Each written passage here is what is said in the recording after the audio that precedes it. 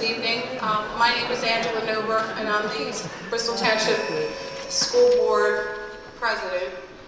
I'm going to introduce you to the other board members that are here so that you know if someone gets up to speak, you'll know who they are. I'd like to introduce Stacy Gerlach, who is our Vice President.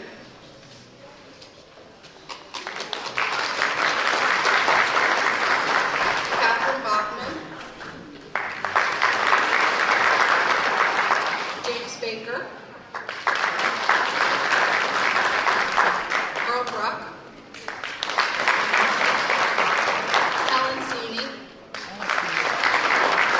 And Pat Mazzara.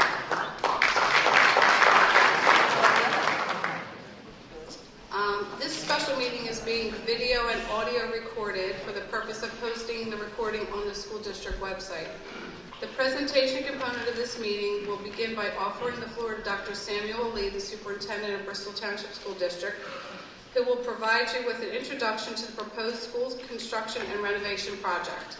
Mr. David Schrader of Schrader Group Architecture will then make a formal presentation of the proposed school construction and renovation project, explaining, among other things, the anticipated future of the school district, the master planning process, school district facility conditions and capacities, the affordability of this project, and scheduling. Following Mr. Schrader's presentation, the board will open the floor to public for comment. Comment sheets have been made available to you, and I understand that some people would like to see the presentation before they write their questions down. So the videographer needs to change the tape in between, so that'll give you a few minutes to write down questions if you haven't already submitted one of the purple forms to us. We ask you that you fill out your comment sheet in its entirety and submit your comment sheet to Mr. Tim Traska, who is our operations manager. When your name is called, we ask that you please approach the podium and make your comment or discuss your question with the board. When making public comment, please state your name clearly, spell your last name, and state your address. Please grant each speaker the courtesy of finishing his or her question or comment without interruption. The meeting is scheduled to begin at 7, and we're a little bit behind schedule, and we're going to end at approximately 10 p.m. In the event that we need to end the meeting and members of the public have been unable to ask their questions or make comment, a subsequent meeting could be scheduled at which to address those questions. So again, we thank you for your attendance and interest in the proposed school construction and renovation plan, and look forward to discussing it with you this evening. And without further delay, Dr. Lee will begin the presentation. Thank you.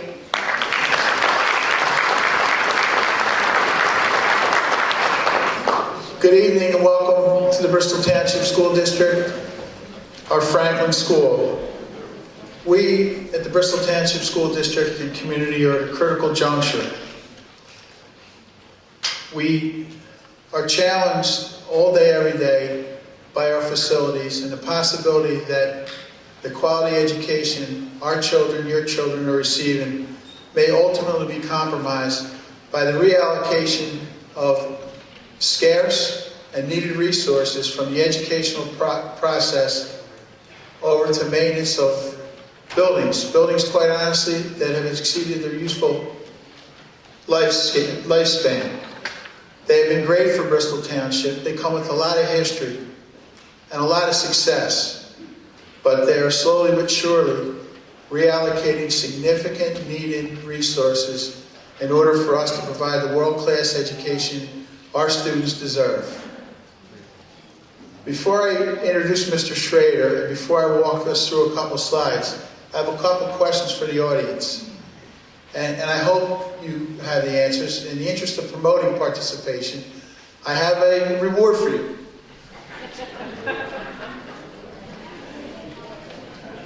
An official Bristol Township pen.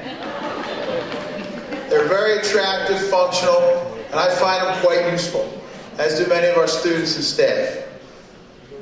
First question, raise your hand if you have a response. What is our oldest building in the Bristol Township School District? Maple Shade. I don't have that many pens, but good job. Very good. How old is Maple Shade? When was it built? 28. Hands for 28. Very good, Mr. Barton. Thank you. I have a pen for you if you want to come down. Let's give it up for Mr. Barton.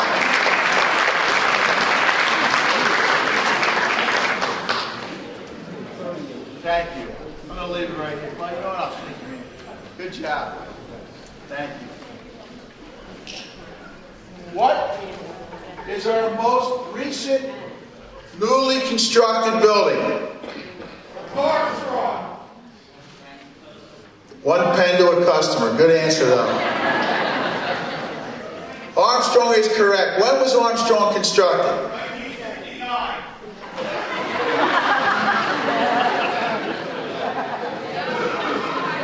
When was Armstrong constructed? 72. Anyway, Mr. Barton, I'm sure you have a big family. You can use another pen. Who brought up the 72? Did you? Oh, you get a pen. Close enough. Thank you for your participation. Significant span of construction initiatives here in Bristol Township to accommodate what was then a growing population. The population has since declined somewhat. However, according to our consultants and according to the Department of Education and according to the Pennsylvania Economy Lab, we are on the verge of an enrollment increase, which you'll hear and see more about later on during the presentation. A couple more questions though. One of the United States' foremost First Ladies dedicated one of our buildings here in Bristol Township School District. Who was it and what year? Yes! And what school? FDR is correct. What year, Miss Jones? 56. Close enough. Here's a pen. 1956.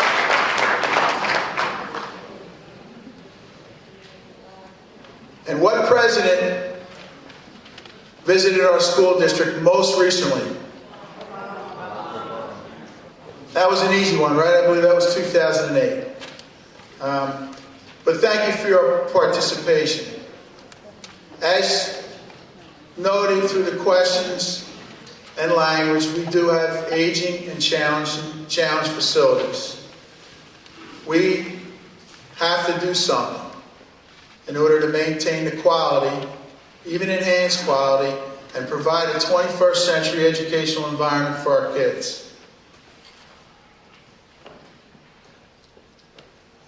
It's all about the future of this district and everything it's connected to. The community, the region, the state, and even the country. The biggest, most significant job creation mechanism available to a citizenship is its education. Opportunity, access, and process.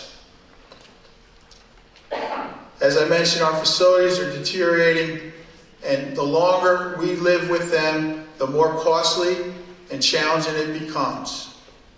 They have served us incredibly well for an incredibly long time.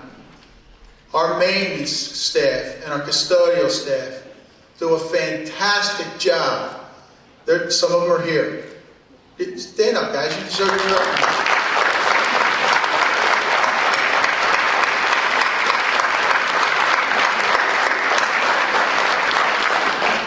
They do a fabulous job of keeping things operational and running. I mentioned our population, our school-age population is growing. We will soon, especially at our elementary level, be seeing a capacity issue. Strategically replacing and renovating our current facilities now will yield savings in the future and has been known and will enhance property values in the community. I believe Bristol Township to be an incredibly attractive place to work. I can speak to that with authority. And I also believe it to be an incredibly attractive place to live. And it will become more attractive. Somebody mentioned Maple Shade. There's the cornerstone.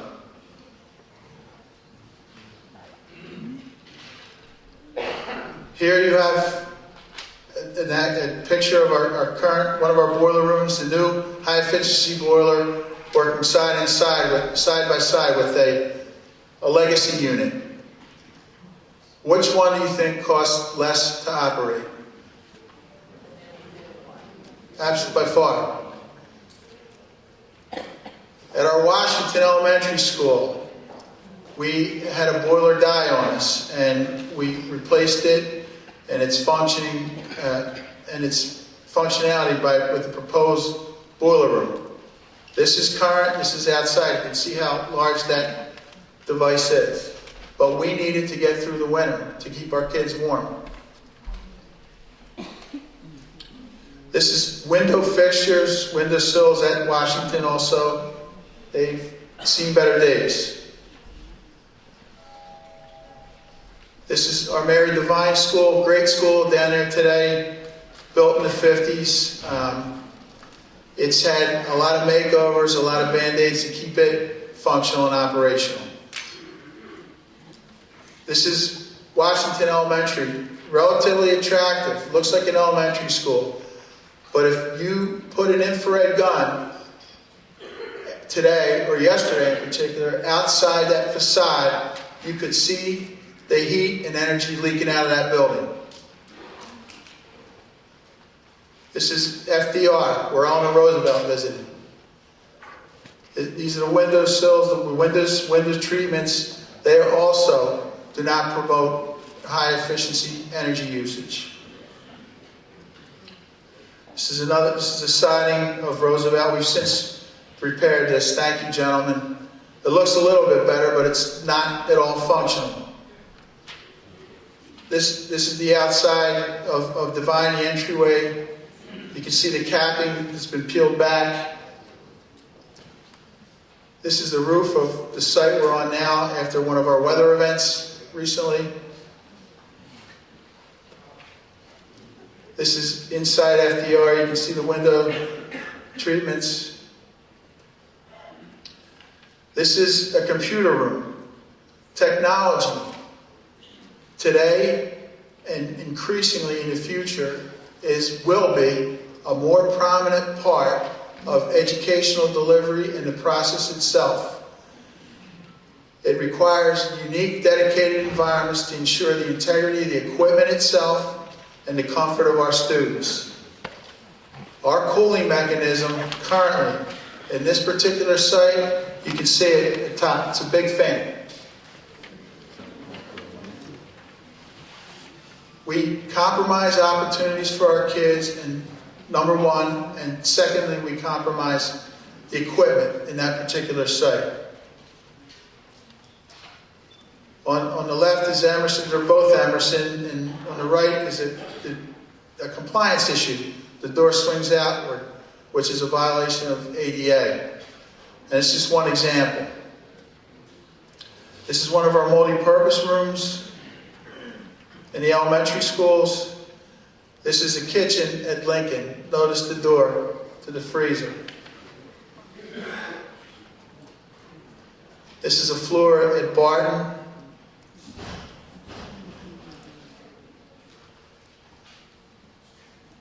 I think you've been presented with an accurate and fair depiction and synopsis of the state of our facilities currently. If the district does nothing and stands still, we not only will have to continue to deal with aging, challenging facilities, which again drains valuable resources away from kids in the educational process, but we will face a capacity issue. We'll be over capacity even with our 9 small elementaries, and we'll be looking at mobile educational units. If we move forward, these are some of the possibilities. This is a brand new elementary school. The aesthetics alone are attractive. The operational and educational advantages are incredibly attractive, and I'll also say desirable from a professional standpoint, from a student standpoint, and I hope you'll agree at the end of presentation from a community standpoint. This is another newly constructed elementary school. This is a classroom. This is where the most important business gets done.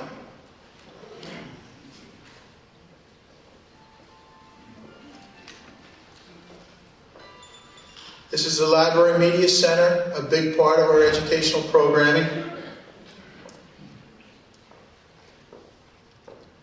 This is a multi-purpose room. Please take a second to compare it with the visual you had of one of our current multi-purpose rooms.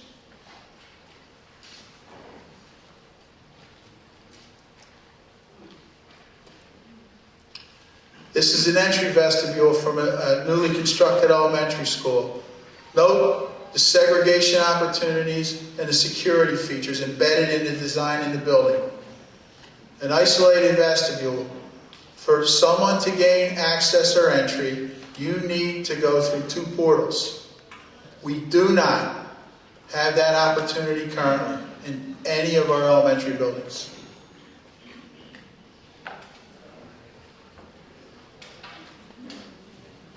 At this point, I'd like to introduce David Schrader from Schrader Group Architects. He's going to walk you through the process that the district's employed over the last 18 months to get to this point now, the presentation. Our goals, as noted up here, are to address the district's infrastructure needs in a budget-neutral manner. We are sensitive to the financial impact and proposition before this community. This solution that we propose tonight will enable us to reduce operational costs. When you move from 9 buildings to 3 efficient buildings, there's a huge difference. It will bring our facilities up to the state-of-the-art, 21st century educational standards. In my opinion, our kids deserve that. It offers the opportunity to increase property values and also enhance community attractiveness. It has the potential to bring jobs to this community and will provide the best possible learning environments for the students of our district. Mr. Schrader? Thank you.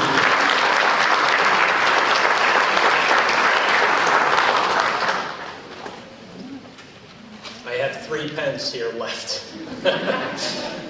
I'm going to make myself unpopular immediately, and that is I've been asked by the district to have the folks that are standing and at least standing by the doors, please clear the doors, and if you can sit, please do. We'd appreciate that very much. So sorry to ask that right away.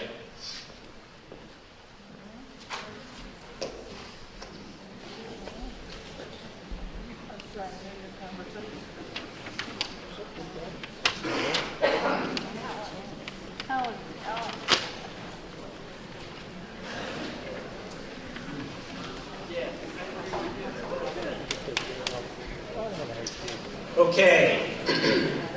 I assume the reason the majority of you are here is because you received a mailer. And the mailer had just enough information to probably make you ask some more questions and make you want to come out and ask them here. We've assembled a group of professionals who have worked on this over the last 12 months to try to answer your questions as time goes on here. I'm going to try to elaborate on the mailer that you received so that you understand at least the big picture of what's behind what everybody here has been considering. The optimization committee had been meeting for some time before the district decided to hire facilities planners and architects to come on board to help make some decisions for them. And our team was finally brought on board at the end of March of 2012. And we've been working with the district ever since with a number of groups of folks trying to determine how best to guide the facilities in the future. So in the end, we started working in April, and we had a plan laid out that would allow us to start presenting the projects to folks in October, November, allowing the final master plan to occur in December and January of this year, meaning right now. So in a way, you're kind of getting that presentation. On the other hand, the state, on October 1st of last year, put a moratorium on educational reimbursement. So the district administration and board decided it was prudent to begin to move some of the decision-making forward and met repeatedly to try to make some of these decisions about where to head. And there's a process in the state called PlanCon, and that's the planning and construction reimbursement process. It's how we go through the design process with the state with any project that a district may undertake. The PlanCon A-B documents are the documents that a board would approve to send to the Department of Education as a schematic design. So if you folks were doing an addition to your house, the first time that you drew something on a piece of paper to do that family room addition or bedroom addition would be called the schematic design.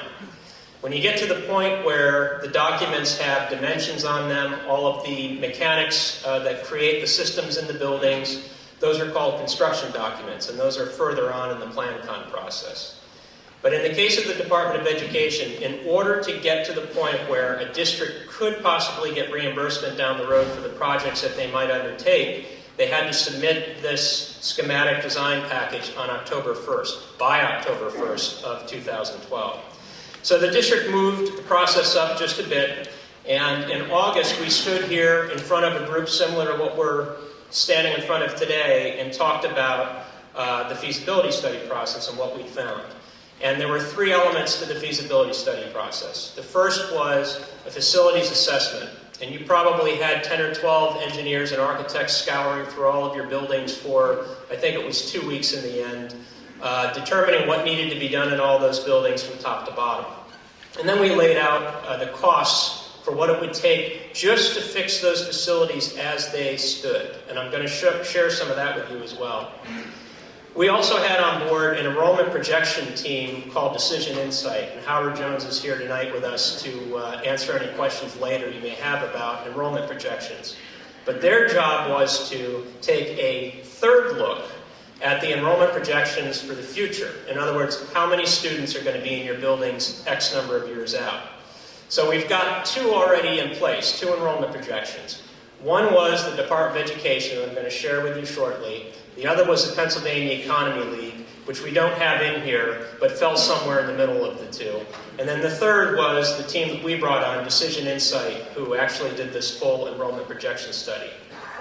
And the last part of the study is to take a look at what the building capacities are throughout your district, compare those to the enrollment projections, or how many students we see in those buildings in the future, and figure out if the buildings can still fit those students. So I'm going to show that to you. Once all that was done, we came up with a series of options to try to handle the full capacity of the district and to try to figure out what those options cost. And that's really the brunt of what I'm going to share with you here. So the district facility conditions. I think Dr. Lee really laid it out with the photographs. Nice to have a little friendly competition at the beginning of the conversation. But we looked at the locations of all the district facilities, and you have a very interesting district in the way it's laid out, in that you truly have 3 elementary facilities at the northernmost point, 3 elementary facilities kind of in the middle of the district, and 3 that kind of wrap around the bottom of the district, with Mary Devine at the very bottom of the district. One of the things the district is blessed with is some good property for each of those facilities. You actually have acreage at each of those sites. A lot of districts we go to don't have acreage at those sites. It makes this kind of process very difficult. What we found as we went through, and we did a full presentation of this information in August. If people are interested, the feasibility studies that we finished and the facilities assessments are available in the administrative offices. But in general, Dr. Lee was showing you some photographs of boilers. A lot of that is 30 to 80 years old, and the median age of that is 56 years. It's not often that we see a district that can actually maintain a boiler past 30 years of age because they become so burdensome to operate. So the electrical systems and electrical services, in some of the buildings you've done some upgrades, and specifically in some of the lighting areas you've done some upgrades, but in general, one of the things that we find most today that's a challenge are the electrical systems and their ability to handle all the computers that get plugged in. And your district is going to be no different. You're going to continue to add computers. Yeah, we're going to start carrying laptops and Palms, but they all have to charge. So all of that equipment gets plugged in somewhere and really starts to create a burden on your electrical systems. Fire alarm systems need to be updated. Dr. Lee showed you the photos of the window systems that are obsolete. Luckily, you've had window replacements in some buildings, but the other ones truly need a lot of work. Roof systems, in many cases, are beyond their serviceable life. This is a kind of a more aesthetic issue because we can all stand in this space and say this is a nice space because it operates well. But it starts to become a burden after a while when the floor tiles start to peel up and the ceiling tiles start to curl up and so on. So that's the finishes, and we want to make sure your buildings are as far ahead as they can be in terms of finishes. And then you have code-related things that you always have to do in buildings. Those don't usually kick in until you actually do a renovation. So the second that you as a district decide that you're going to work on one of your buildings, suddenly you have to address all the codes. And that's the cost. It's not that you have to walk around the building today and say this, that, or the other is not code compliant. It's when you decide to do a renovation. Now, this is the list that I told you all of the engineers and architects came up with in the end. This is not a list and a cost associated with each building to actually get these buildings to accommodate your future population. This is a snapshot in time. If we decided to fix every building today and bring it up to what is perceived as current standards, that's what it would cost. You see 3 columns there. One are the estimated construction costs. That's the dollars it actually takes for the contractors to renovate the building. The soft costs at 20% are all of those ancillary costs that go along with it. And fortunately or unfortunately, it's also all the professionals that are in the room tonight that help these processes along. And then the total cost is that total sum of what it costs for the construction plus all those ancillary costs for each building. And I have to draw your eyes to the bottom, I guess, right-hand corner, $175 million. And we presented a number right around that when we presented the feasibility study last year. Now, this includes renovating every building, and I'm going to start to share with you a series of charts where we start to pull Harry Truman High out, and I'll explain why as we go along in the process. So there it is without Harry Truman High School. Again, this doesn't address any of the enrollment projections. This only addresses the issues at the buildings. So pulling Harry Truman High School out means that just to fix the buildings in their current state would be $149 million. That's an incredible sum of money.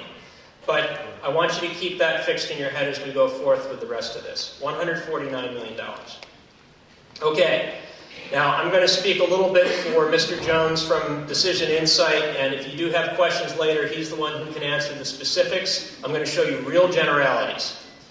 I'm going to start with the Department of Education. You don't have to see the little numbers on here. The important things are the big yellow numbers. So, Department of Education says, if you continue on your current trending that you have for the last couple of years using something called a cohort survival ratio, which basically means how many students came into the buildings the year before, progressively pushed through the structure. Not taking into account your families and family births, not taking into account people moving into the district, strictly what was in the district the year before and what the trend is based on that. What they're saying is between last year's 2011-2012 school year and 10 years from now, 2020, 2021, you would have an 880 student increase in the district. They're saying that you would go up, what is that? That's 12%, somewhere in that neighborhood? Now the interesting part of that is the bottom of the chart. The bottom of the chart identifies different grade clusters. So if you take your current district grade cluster, which is K to 6, 7, 8 middle schools, and 9 to 12, and you just went back to 9-12 last year, by the way, the 9-12 structure would only see an increase over those 10 years of 45 students. So obviously there's no needed added capacity at the high school. That starts to feed into the picture of why we pulled the high school out. There's more to that, obviously. The second set of grade structures is the 7 to 8 program, which says that you would only see a 78 student increase. And then given your current K to 6 structure, you see 736 more students going to your district just based on current trending. So the interesting thing there is we're going to talk to you a little bit further about what happens if you shift the grade structures, because you're standing in a building that has capacity that's not being used. Your middle schools, I know that teachers probably feel one way and administration feels another way, but if you take capacity analyses of those buildings are not being used to their full extent. So we talked about the idea of shifting from a K to 6, 7 to 8 structure to a K to 5, 6 to 8. And I know that's a big decision right there. But what happens is it reduces that increase at the K to 5 level from about 736 students to 652. So there we are with Department of Education enrollment projections. The next thing you have to look at is the Decision Insight enrollment projections. And they were relatively parallel. They were a little bit higher in some cases. And again, I'm going to do some paraphrasing for Mr. Jones here. But the enrollment projections for the district were looked at in 2 different ways. And he can probably explain this a little bit further later if you're interested in understanding what conservative and moderate is. But they look at conservative planning as how you start to staff your buildings. In other words, you can add staff next year if you find that your students are growing in enrollment. You can't add building next year. Adding a building takes 3 years. Adding a space takes 3 years from design through finish. So there's no way you can keep up. You have to plan ahead of what your enrollment projections are to make that happen. So the conservative projection is a very, very limited projection that shows that the district would not see, that's the red line on the bottom, would not see any growth over the next 20 years. The moderate projection shows that you're going to be somewhere in the neighborhood of going from about 6,000 plus students up to around 7,000 students in the district. So you're going to go up by about 1,000 students, and that's the more reasonable planning line to use in all of these projections. So if you're trying to plan building capacities throughout the district, you need to try to look at that larger number. Just to take a look at elementary, and right now, this is actually showing if you shifted to a K to 5 structure, what would happen in the district from a growth standpoint. So right now, well, I'm going back to the 2011 because the district gave 2011-2012 data to Decision Insight to run these numbers. You can again see that across the elementary spectrum, the line stays pretty flat. If you go to the moderate, you go from about 3,100 students in the K to 5 structure in 10 years, or 9 years, or 8 years from now, up to over 3,500. Again, a pretty big growth. In the middle school level, also shows a jump from about 1,500 up to just shy of 1,800. High school might show a growth from 15 plus 1,580 or so up to about 1610, 1620. So that's probably the area of smallest growth. And remember how buildings grow. They grow from the young coming into the district and moving through in either their bubbles or moving through in growing proportions throughout the district. So in that time frame, you wouldn't have seen those kids entering the kindergarten structure getting all the way up to the senior in high school. So that's why those numbers haven't grown quite as much as at the elementary and middle levels. So if you take the K to 5 structure, and I only do this comparison real quickly to show you that Decision Insight and PDE, the Department of Education's numbers are not that far apart. If you look at the K to 5 structure, K to 6 structure, pardon me, that you currently are at on the bottom line, the DI maximum Decision Insight shows that there would be about 4,160 students in your district at the K to 6 level. Department of Education said 4,306. So actually, Department of Education seems to think you're going to have more students in that than Decision Insight. The K to 5 structure, which is the alternative that we looked at, shows about 3,570 in the future. And Department of Education, once again, shows higher than Decision Insight. So I think that the consultants that the district brought on board to do these projections was being conservative at best. So we have to try to plan around these numbers as best we can. those are the enrollment projections, big picture. Now, the other thing is to analyze your district from a district capacity. How much can those buildings hold? And there's a couple of things going on here. You and I might look at a building and say 10 classrooms at 25 students equals 250 students. Well, you've got a number of things that have come into place over the last 15 and 20 years educationally that drive additional education spaces in a building. So suddenly 10 times 25 doesn't equal 250. Suddenly you need 4 more classrooms to accommodate all those educational needs. So that's the kind of thing that we went back and looked at all the buildings. We tried to work with the district to understand what all of your special needs, what all of your specials, and what all of the other classroom functions were in these buildings, so we could try to standardize those across every building. So each building had the same types of capacities and the same types of support programs. Now, we ran the enrollment projections, or the capacities, in 3 different ways. We ran them based on the Department of Education's calculation. The Department of Education says the district shouldn't have. The district, they recommend, has 25 students per classroom. That's where my 25 came from.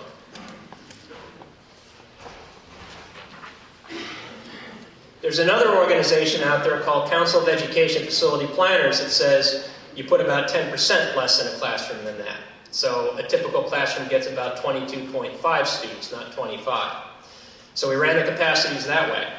Now, interestingly, your board has a series of recommendations.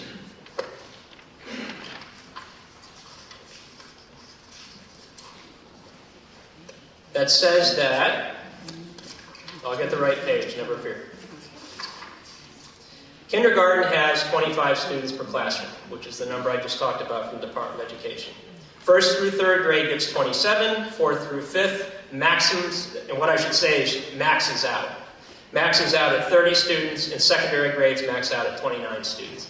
So you have a little bit higher numbers per classroom in your district than the Department of Education says to calculate the spaces on.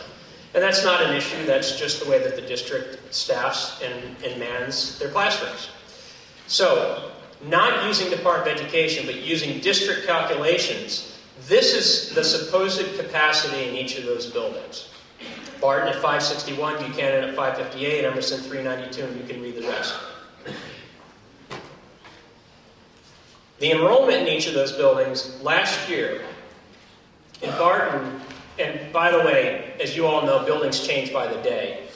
They often start high, get a little lower, come back up a little bit, and then drop. So every building sees things differently. But Barton had an enrollment at one point last year of 506, Buchanan 498, on and on. So theoretically, Barton still had a 55 student capacity based on the district's projections.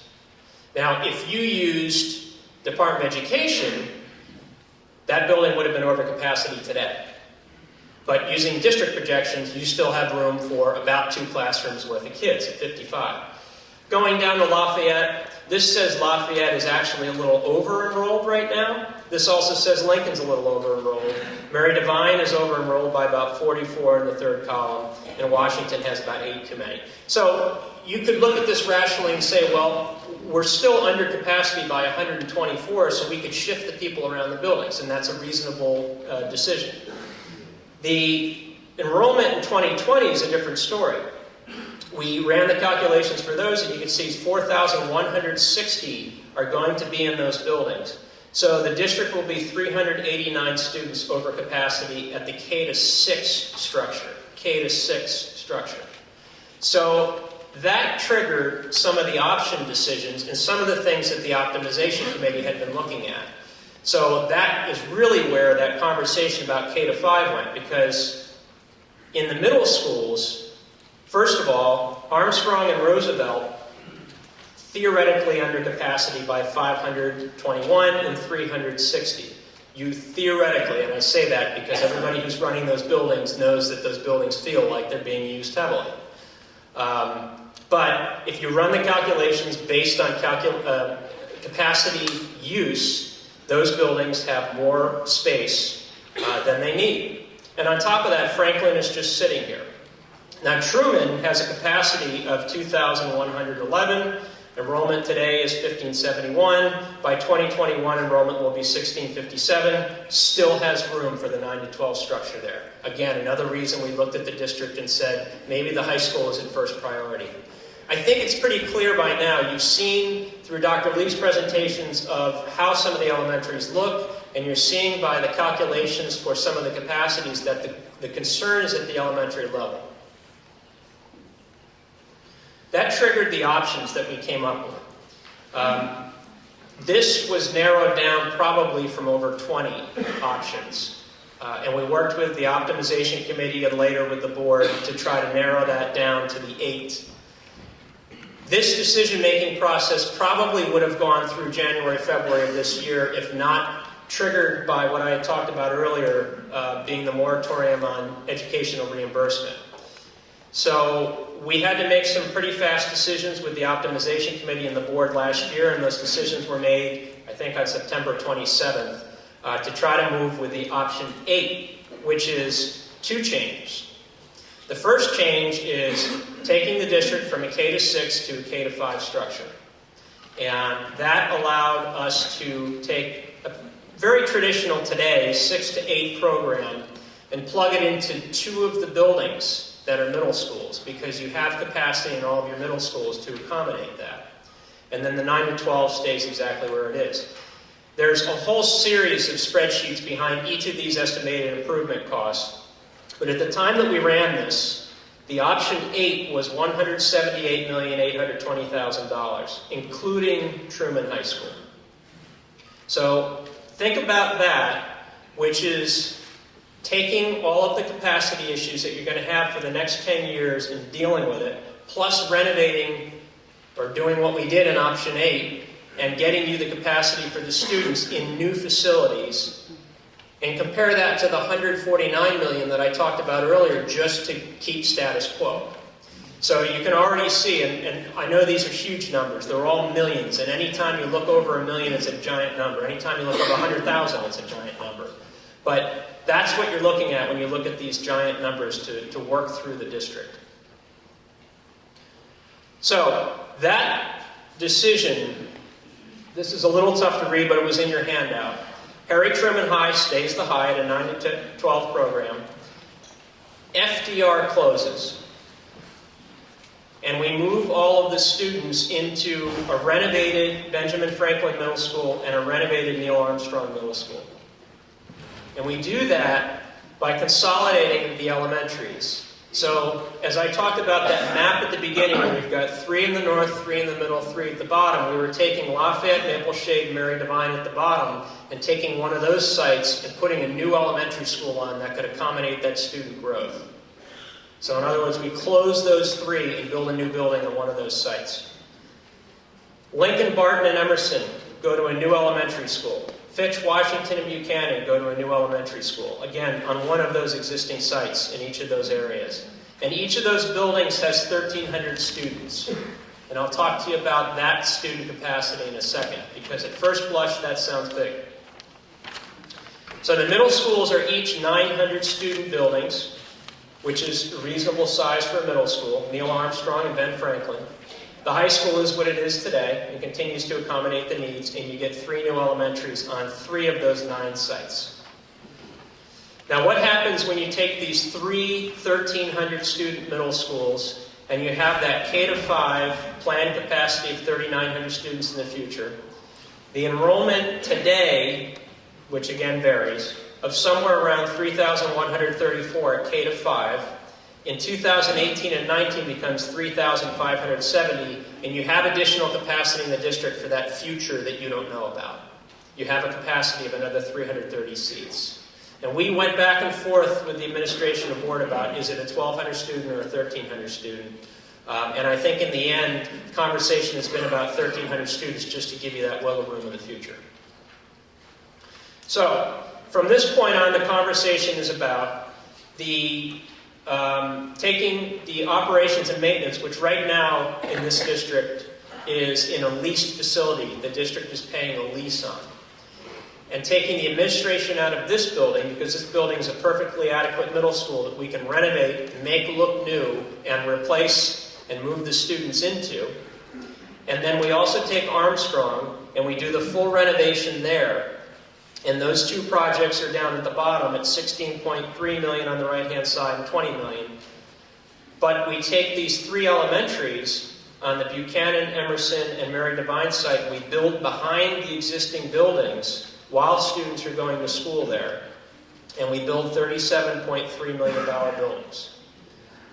Brand new structures. Take administration and operations and move them to Clara Barton, just do some minor renovations there to accommodate the needs of administration, kind of looking like the facility that's upstairs right now. That's option 8, and it takes Harry Truman High School out of there. That total is $152,605,000. Again, these are total estimates. All this is estimating at this point. It's budget estimating, and it's still interesting to compare that 152 to the 149 we talked about at the beginning. Now, how do we do this in the district? I'm going to start this, and Mr. Steffi from the district is going to walk through the rest of this, and then I'll probably finish up the balance of the presentation. But here's what happens when you put a new building online. The top 3 lines talk to new elementary schools, one at Mary Devine site, one at the Buchanan site, and one at the Emerson site. Now, right now, we're thinking fairly aggressively. It sure would be nice to get going on these projects because you're in a position with the Department of Education to actually get reimbursement because your board had the forethought to go ahead and submit those documents back on October 1st, 2012.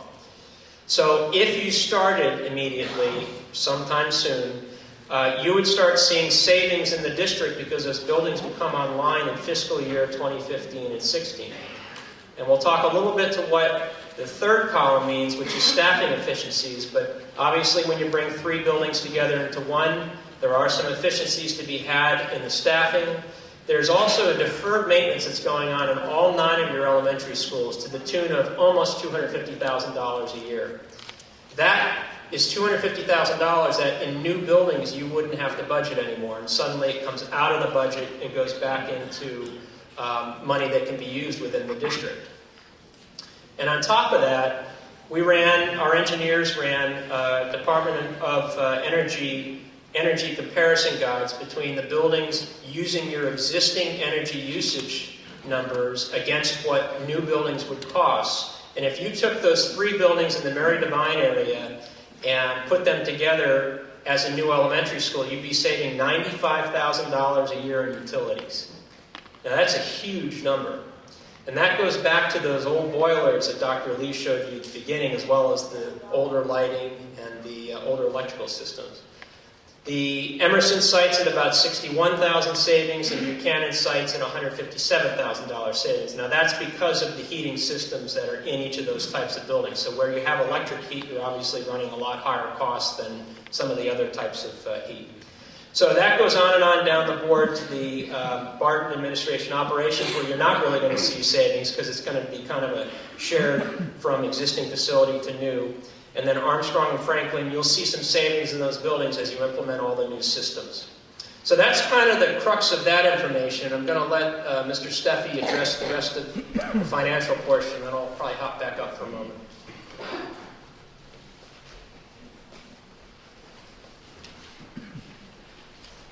I'm going to jump forward to this slide here. I believe this was handed out to everybody when they came into the room. This just lays out how the district is proposing to pay for this. And I'll go through each line. The first line lists our current debt service for the 12-13 fiscal year. And the one thing everybody likes to hear is that you're unique. But I can tell you with 100% authority that Bristol Township and their current debt structure is unique in the state of Pennsylvania. In fact, we wouldn't be here today discussing this project if our debt structure wasn't the way it is right now. On the next slide, I'm going to jump back and forth a little bit. You have this handout as well. In the middle, you can see 1, 2, 3, 4, 5, 6, 7 columns over. You can see the prior existing debt service. And when I said Bristol Township is unique, You can see our debt service goes from $4,085,000 this year. Next year is at $4,082,000. Then there's a $700,000 drop to $3.3 million. And then there's approximately a $3 million drop down to $471,000. And you can see by the 2018-19 school year, our debt service goes down to $71,000 a year. And if we didn't have this structure, which I again say is unique in Pennsylvania, we wouldn't be here doing these projects because, quite frankly, we wouldn't be able to afford them. The next line is the proposed future debt service savings. The one item that we currently do not have in this debt service that we have, the $4,085,000, there is no state reimbursement. So the projects that were done previously were done outside of the Plan-Con process, and we are not getting any state aid on that. This process that we're going through would generate yearly reimbursement from the state of $1,381,000 to help pay for this. Next one is utility savings that Mr. Schrader is going through. Utility savings, we currently spend anywhere from $2.50 to $3 per square foot for our elementary schools. We're projecting that cost is going to go down by more than 50% to approximately $1.25 a square foot. The other thing that's going to do is that will air condition all of our buildings. Currently, our buildings are not air conditioned. We'll be able to cut our cost by over 50% and provide air conditioning for our students and staff. We also talked about the staffing efficiencies. By combining 3 buildings into one, obviously we'll be able to maximize and have more efficient class sizes. With 9 buildings and the varying number of students per grade level, we have class sizes last year varying from 16 to 17, and other buildings up to 30 students per grade level. When you combine 3 buildings into one, you'll be able to have efficient grade levels and you'll be able to reduce staffing. The staffing projections are reduction of positions across all the bargaining units. It's administrative, it's teachers, it is operations, it's every bargaining unit. What we're hoping to do, this plan is 2.5 years in the future. Our plan and our hope is to have these positions reduced through attrition, and our plan and hope is that nobody will have to be furloughed. We're pretty confident. We can't guarantee that, but we're pretty sure that we would be able to do that. Deferred maintenance savings. If you come to any of our board meetings, and you will see the list of bills that we pay each and every month to keep our boilers, our air conditioning systems, our roofs up to date. Last year, we spent several $100,000 just on HVAC repairs. We spend over $100,000 on old kitchen equipment and walk-in freezers and whatnot. With the new buildings and new equipment, those costs would go away. So what we did is we took what our proposed future debt service for the $152 million was at $9.6 million, offset it by our current debt service, offset it by our total savings, and it shows our future net debt service at $3,872,000, which is actually a reduction of $212,000. And we feel that these numbers are very conservative. We feel that the numbers and the savings will be much higher than what we have listed here. But for conservativeness, we used higher numbers or lower numbers for our savings.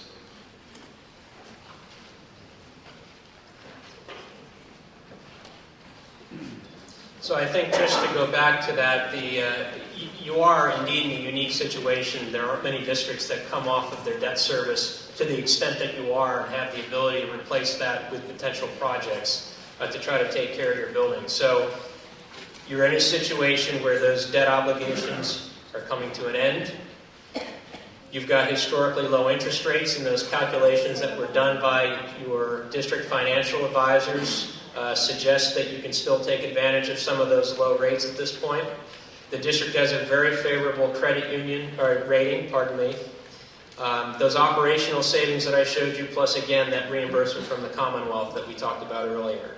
So It's a very interesting time, and it affords you a great opportunity here as a district. The one last thing we wanted to address was probably the other question that would at least be in our minds, which is what is a 1,300 student elementary school coming from neighborhood schools where your biggest building accommodates just shy of 600, and that's what you're used to. So in our minds, we've been working with a concept of something called a school within a school, which is 2 schools sharing a common core. Whoops. And in the case of that, this may pop back and forth a couple times here. I'll keep reversing it. But what that means in our mind is setting up a building that has something like a K-2 structure on one side and a 3-5 structure on the other. So it's in essence 2 different buildings, and you've got cafeterias for each, you've got gymnasiums for each, and maybe the only place where the 2 might cross is at a media center. If you make the media center library large enough, it's going to be just like any elementary school where the students are coming and going in the library for their library time. So this is just taking that site plan I just showed you for Buchanan and showing you the possibility of building a building behind that. So there's the existing building. Students could continue to go to school while you build behind, and then what happens is you put a separate bus loop and a separate car loop, both on opposite sides of the building, to allow for the buses to go on one side and the parent traffic to go on the other side. Now, one of the things that you have throughout the district, in many cases it's a challenge, is because of the time that these buildings were built, many of them were walk-to schools, many of them were neighborhood schools, you didn't have the kind of bus traffic and car traffic that you see today. You don't see those kinds of things backing up out into the properties or out into the neighboring roadways. So what we're doing a lot today in buildings is to try to make long feeder roads into the buildings to allow for that stacking of cars and buses off of the roadways. And yes, again, separating those car and bus traffic. So that building, and I won't get into it in depth, but basically it's showing a 3-5 building on one side, and this is 2 stories, and a K-2 building on the other side. They share a media center on the left-hand side of the drawing, as well as an administrative complex. There are 2 gymnasiums and multi-purpose spaces on the right-hand side, and then a kitchen at the back that's a service area. So it really is 2 2-story elementary schools using one common core, and they have their own courtyards and they have their own entries and so on. So the concept that we're going to Department of Education with to review with them is a concept of 2 elementary schools combined to one common core. So really you're dealing with 2 650 student buildings, which is very close to your largest 580 student building. So that's in essence what that concept was, to try to show you that a 1,300 student building is really meant to be 2 buildings on a site. Last part of this is, how might this come about? We showed you some expectations of financing, and we showed you when you might see some savings from those building projects. What we've been talking about is, on the elementary school level, trying to do the 3 new elementaries all at the same time. And we've gone back and forth. Do you do 3 new elementaries at the same time, or do you do 1 and consolidate 3, move to the next one, move to the next one? And I think between the favorable borrowing rates that you could see today, plus trying to get all of your kids into new buildings at the same time, so there's not this issue of how come the kids in that part of the district are going to a new building and the rest of them are not yet. It makes a lot of sense with the size of the acreage that you have at each of these sites to go ahead and do them all now.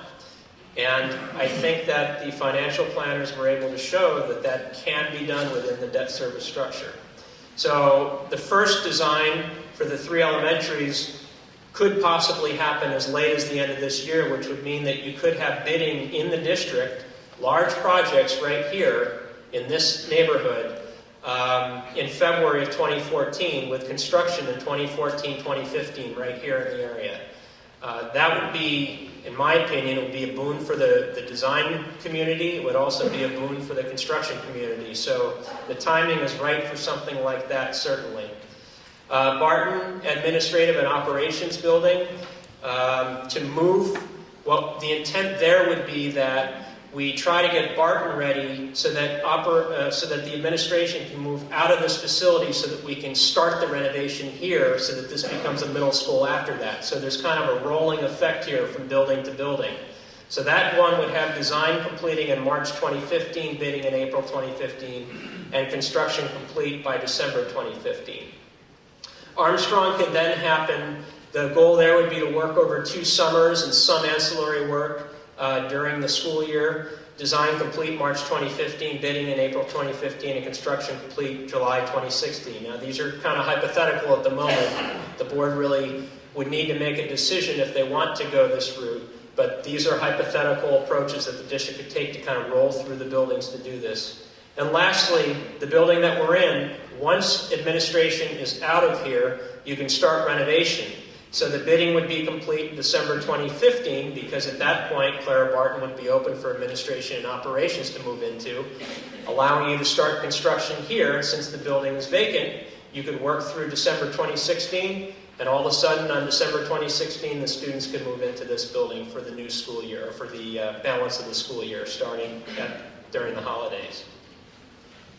So that is the balance of the presentation. I know we have some guidelines for questions and answers, and I guess I'd leave it to the district to suggest how that's going to be done.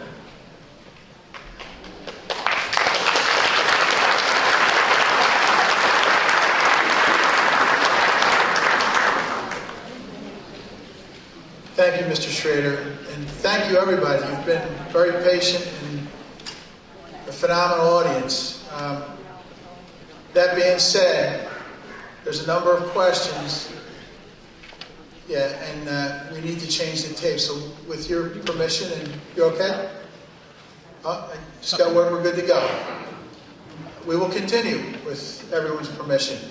If you have any questions that came to you during the presentation, Mr. Trasker will have forms. Feel free to fill them out. He'll bring them down to the podium, and you'll have an opportunity to present your question, concern, or comment. So feel free. And I will call up the interested parties in order of their submission of questions. Brian? Thank you. Brian Lakowitz. Brian, if you would kindly, you said your name, thank you, your address. My name is Brian Lakowitz, 507 Concord Lane, Fairless Hills, Headington section, lifelong resident of the township, except for about 9 months in Woolly Grove. Graduate of Woodrow Wilson High School, which is now Harriet Stroman. When I saw the newspaper article and I received this mailer, I was absolutely flabbergasted and shocked. And the reason for that is my zip code is 19030, it's not 90210. This is a $152 million project. And it's being sold to us in this mailer and this presentation that it's going to save us money. It claims a lower debt service cost. It claims maintenance savings. And as you've seen today, the preponderance of the savings is done with the reduction of $3.5 million in salaries associated across the board. And the need for these changes and the need for increased space is sold on the idea that we're going to have added children in the district. And the idea is that this is for the benefit of the children. We need a world-class education. We need world-class facilities. What's interesting is the age of the buildings is being noted as a major reason that they have to be torn down and totally replaced. Well, the preponderance of people in Bristol Township live in homes that are older than the average school. We don't tear down our houses. We do normal update and maintenance. Now, the claim, all these claims, I'll tell you what the reality is. The reality is that at 4% interest over 20 years, the debt service for that ends up being over $11 million a year. That's your debt service. Bristol Township's current bond debt, as reported on the financial statement submitted by this board to Harrisburg, was $10,198 and some odd $1,000 at the start of the year, and will be $7.1 million and change at the end of the year. And one of the savings is by reduced interest rate on debt. Well, in a couple of years, that debt is completely gone. But the way to save money is to go $152 million in debt. Additionally, maintenance is not killing us. Maintenance is a normal item. Maintenance on the budget that was submitted for everything other than salaries in the maintenance department of about $6.7 million ended up being about $1 million total dollars among all of the buildings. I happen to work with Ford Motor Company, and I have vast experience dealing with my dealership's facilities and new facility construction projects. I can tell you conclusively a number of things. Every single building project comes in over budget. Every single building project that's ever been done is 10 to 20% over budget. So if this plan is calling for $152 million, it's going to be closer to $180 million when we're done. Additionally, maintenance does not go away. My dealers who build multi-million-dollar facilities experience maintenance day one. It may be subtly less, but they experience maintenance. And in a period of 3, 4, 5 years, your maintenance costs start to approximate where you are today. Next item. Where does Bristol Township spend its money? Where do we spend our money? In the financial statement that was submitted to Harrisburg, $117+ million is spent on salaries and benefits. We're proposing something that's going to cost $11 million per year for the next 20+ years. How much does each household pay in Bristol Township? I took a look at the reported millage rates for all school districts in Bucks County. And that's a fair comparison because everybody in Bucks County's homes are assessed exactly the same way. Bristol Township has the highest home school district assessment of any township or borough or town in all of Bucks County. The highest. That's not the highest education, it's the highest cost of education. The next, it's almost 193 mills. The next highest is Morrisville Borough at 177, and you got to go down to about 150. We are clearly paying already 25% more for schools than everybody else in Bucks County. And the argument was that nice school buildings will increase our home values. Great education increases school values, not high taxes. Low taxes increase my education, increase the value of my home.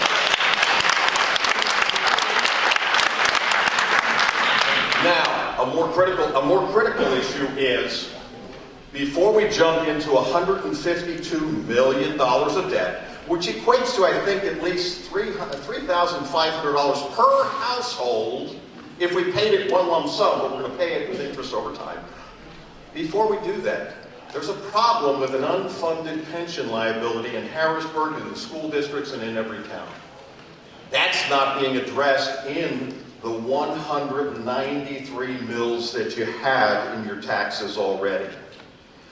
Before this project is ever voted on, before this project is ever moved forward, I believe that state law would mandate, and the people of Bristol Township ought to require, that this be put forth to a voter referendum where the taxpayers can tell you whether they want you to judiciously spend the money we give you to fix the old boiler and put a new one in, to fix a roof that's worn out and replace it with a new roof, as opposed to clear-cut demolish the existing schools and build mausoleums that will bankrupt this township and will make my future home value worthless as my taxes get pushed even higher. I beg you to think about the children. Think about the taxpayers who are paying $15,000 a year per child educated in this district. Are we getting $15,000 per child per year of results? I think my child can go to Penn State in-state tuition for less than $15,000 a year. That's pretty expensive, so we can't afford Beverly Hills schools in Bristol Township. Thank you.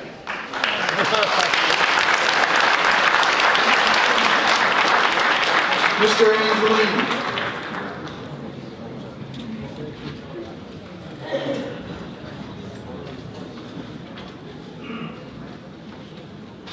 Thank you. I want to congratulate you. It was an excellent presentation. I don't know what it cost, but it was well done. In fact, what did it cost? Don't. Pardon? We're not being paid for this. Oh, thank you. I do come in peace. I realize the children factor and I realize the job creation factor, but one of the things I didn't hear in all this is the taxpayer factor. And I bring this up, and I know I have to, because I've been here for 36 years. I live in Headington. I've been a resident and paid my taxes, had my home reassessed, didn't say anything about school buildings. Trust me, they don't. But here's a couple of facts that I'd like to position. First of all, the population here in 1980 in Bristol Township was 58,753. According to the 2010 census, we're at 55,582, a drop. We are in a declining population. I guess I'm sure you've heard that. Average household is 2.8. That's what we have in Bristol Township. That's the U.S. factor. The one thing I also noticed was the students. Total students in 2007 was 6,983. 2013 was 6,150. According to your statistics, we have a growth of about 1.8%. That's the projection. I find the numbers, I don't know where you're looking at the numbers from an elementary standpoint, but I want to bring out a couple of other things. Of the population, 50-year-old and older, 45% of the people, 45% fall into that category. 50 to 85. That's a substantial elderly group of people who are funding this school building and your school projects. And I will tell you this also. I know Brian talked about the pension bond, but I want to talk about three things that are going to be, that you brought up, and three things that are going to affect everybody in this building. And by the way, I'm a little disappointed because I did the math. What's the capacity of this building? Currently 501. I figured there's about 300 here, give or take. Fair? That's 0.005% of 1%. That's what you're talking to here. So I agree with Brian, you need to put this on a voter referendum.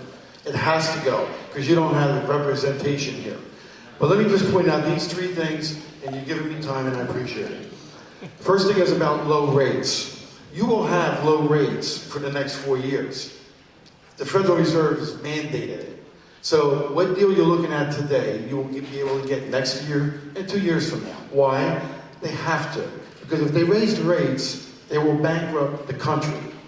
The bankruptcy of nobody's borrowing money, but that's the point. I know these are attractive low rates, but they've been around for 2 years. They're going to be around until 2016. They cannot raise the rates, and the Fed is making sure of that. The second thing is the affordable health care. And I bring this up because the taxpayer is going to be dealing with this. And these are the people that are going to be funding this. Give me this time, please. The taxpayer right now is looking at health insurance premiums that are going to jump is projected anywhere from 25 to 30% next year, if they can get individual insurance. If they're lucky enough to be in a group insurance plan, that'll still go up. That means your taxpayer is going to have a jump in their expenses. Okay? Now you may say, well, what does that have to do with this? Less disposable income. Small businesses with 50 or more are going to lay people off because of the mandates. The mandates. That means there's going to be unemployment. There's going to be people making less. And that's going to affect us. Next time you look on your W-2, look on your box 12. In there, that is what your health care, they're going to start taxing your health care benefit. It's going to happen about 2014, 2015. It's going to affect us, and we will be paying it. Last but not least is the elimination of deduction. I don't know if you heard this one. Did you hear this one? Let me explain this. Wait, let me finish. Please, I out of respect for... Well, let me just finish. I get 3 minutes. I think I've got 30 seconds. beyond that, but... Well, let me just say one last thing, okay? The elimination of deductions are talking about eliminating state and local taxes and also mortgage interest rates. But the last thing I think which Brian brought up was the pension bond. It's projected that our tax bill will go up anywhere from $350 to $1,000 in the next 3 years. And I didn't hear anything here, about how we're going to address that. If we're going to put a debt service that's going to obviously not... Do you understand that the proposed debt service moving forward related to these projects is less than the current debt service? You're making projections. Everything up there was Aren't you? projection. No, I'm not making... Excuse me, Todd, you've exceeded your minutes, and thank you. I want to thank you. All I'm just saying is I think you should put this on a referendum so the voters can have a choice. We appreciate your opinions. We do, and I'm going to be fair and tell you that the information we have isn't always aligned with what was presented from the last two speakers. We have taken great time and extended great energy and effort and engaged a team of professionals, proficient and experienced at every facet, every component connected to this presentation. We owe that to this school district and this township, and we will never waver from that standard.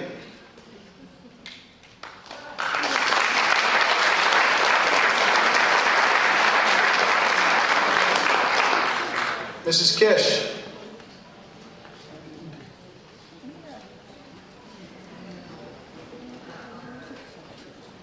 Kathy Kish, 15 Gaping Rock Road. You say you're here for our students. I've been battling Bristol Township now since the beginning of the school year to get my daughter a hearing system in her classroom for a 93% hearing loss. Okay, and I'm getting told it's not well enough for her. Where is the new school system? I have not seen anything for the hearing impaired. Where is that going to help my daughter out? Yeah, thank you. The new facilities will be developed to accommodate our special learners. Where is it helping her out? Now, you said you're here for the children, but I've been battling now for months to get her. She has a hearing loss. I've been doing nothing to help her. Well, I prefer not to engage you related to a specific student. Of course not, because you're not here for the children. I am upstairs. I'm here all day, And every I day. have called Jim, and I have called Lou DeFonte, and I have been with the principal. And we return your calls, ma'am. Thank you. No, you don't.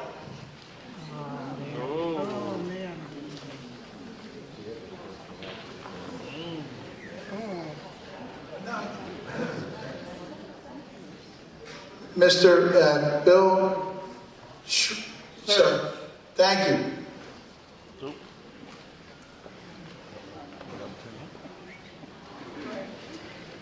I'd like to address the school board. I addressed the school board the last time, back in 1980, when they proceeded to try to close schools back then. and I was a group of the members that hung the 7 school board members outside. Because back then, they attempted to break 57 laws that was going to hurt and injure the kids. But all that set aside, I'm going to fix the income. Right now, between this school board, who wants $78 more, according to the paper, and is going to go to Harrisburg to get it to be doubled. I can't afford it. I'm already paying from my income. 1/3 of my income goes to the school board and the township. That does not include Berkheimer and a head tax. I'd also like to know why in the hell our schools got in this bad a shape with the money that we pay every year. If you do a proper maintenance program each and every year, we don't throw the White House away after 50 years. Oh, yeah. That's been around for 200 freaking years. Now we got to throw our schools away, and then you want to sell the school at the end of my block, John Vick, to a drug and rehabilitation center. There are no plans regarding the future use of the facilities, none. You're not planning on selling any of the schools that you're closing? We're just going to leave them there abandoned? No, we have not developed nor defined any plans moving forward with the buildings except the buildings where the new elementaries may be sited. The new elementary school that we were just talking about, putting it up in the back, all our football fields and baseball fields and soccer fields are going to have to go away for our kids. Everything is being taken away from our kids. Well, this is certainly not the purpose of this proposal. It's Put that map back. to give the kids. You show me where you're going to have football fields and building 2 new schools. And triple the size of the parking lot. Hey, you're saying 152 million? Name me one time that this school district has ever, school districts now and in the past, have ever come in on budget or under budget without going over by 30%. I can name you 3. Oh, yeah, which 3? Gloucester County schools, my previous I'm not employer. talking about Gloucester County. I'm talking about Bristol Township. You said school district, I gave you an answer. I'm talking about Bristol Township. What have we done in this township that has come in under budget? The high school right down here, from what I'm understood, came in over $132 million thousand over budget. An estimate is an estimate. It's guaranteed. It's guaranteed that it's always 20 to 30% lower.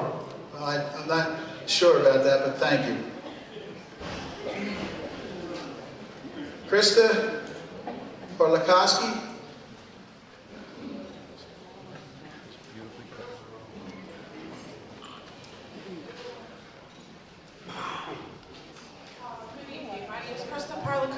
I live at 22 Openwood, Oak Tree. I'm not talking about the money. My question revolves around the kids. I'm a teacher in Philadelphia, and I have spent the past few years working at Laura H. Carnell, which currently has approximately 1,700 students in that building.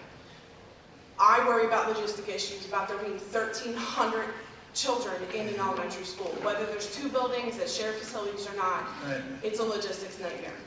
I've seen it. I've been there. And especially with a reduction in staff, that scares me. I really have a lot of concerns about that as a parent. Sure. I have a child in the district, and I have a child who will be joining the district in 2015. I want to know, have you thought about those things? Have you figured out simple things like how they're going to get to and from in the hallways without there being too much congestion? And, you know, especially this reduction in staff. I appreciate you're not planning on hiring new people, but how do you figure you can? How do you figure you're going to reduce staff through attrition, but then you're projecting increased enrollment and you want to put all these students in these schools without having the staff to help? Right. That's a concern. No, and they're fair concerns, and they are things we absolutely thought about. if I can start with the logistics, we've seen 1,300 school buildings work incredibly well and be incredibly organized. Central Park School District, highly regarded school district, has 2. Mill Creek being one of them. Schools within a school, the design enhances and supports logistics, transition, instructional space, movement to and from central areas like the core, the cafeteria, the library, and not having traffic cross paths, and scheduling as well, and you know that as an educator. Yes, but I guess there's still the concern that things happen, things come up, our student population changes. We have special learners that are within the schools. This is all things that are going to impact that. Sure they will. Those are my concerns as a parent who will be sending a child to these schools. Right. I want to know that they're going to be addressed. I mean, mainly because I have that experience. I've been in a school where we've lost staff and could not handle that many Okay, children. can I ask you a question, please? Sure. Is your current site, your building, designed for the population it houses? Yeah, it's 4 floors. When we was have it- a little when was it schoolhouse. built? I mean, it's old. There are stairs. I don't work there any longer, but I did. Yeah. It was the 2-building concept. There was the sharing of resources, but it's still, even if it was updated facilities, I still feel that over 1,000 little bodies in a building, whether it's 2 sharing facilities, it's a lot. It's I a lot. agree with you, and it requires attention, and it will get that attention. Okay. From the onset of the design phase, through the construction phase, through the habitation phase, if the district opts to move forward with that project. Gotcha. Thank you. Thank you.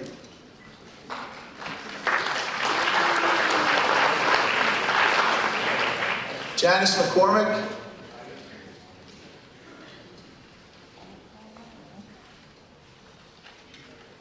Janice?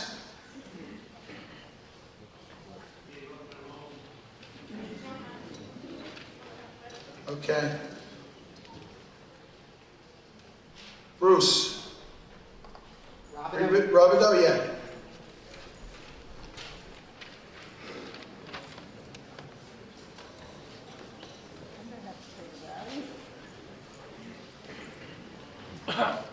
Hello, my name is Bruce Robideau. I live at 52 Clover Lane. My question is when and if this goes through, the schools that are being closed, who's going to be responsible for the maintenance of the buildings while they're still owned by the township? Such as the playgrounds, the grass. You want to go ahead again? Yeah, who's going to be responsible for the maintenance and the responsibility of the buildings that are closed when this all happens, if they're not sold and taken over by somebody else? We would. They would still be conceivably our property, so we would maintain them, but the maintenance wouldn't be at the same level as if they were occupied. Certainly the grounds would require attention and the surrounding site. Thank you. Michael Lombardi.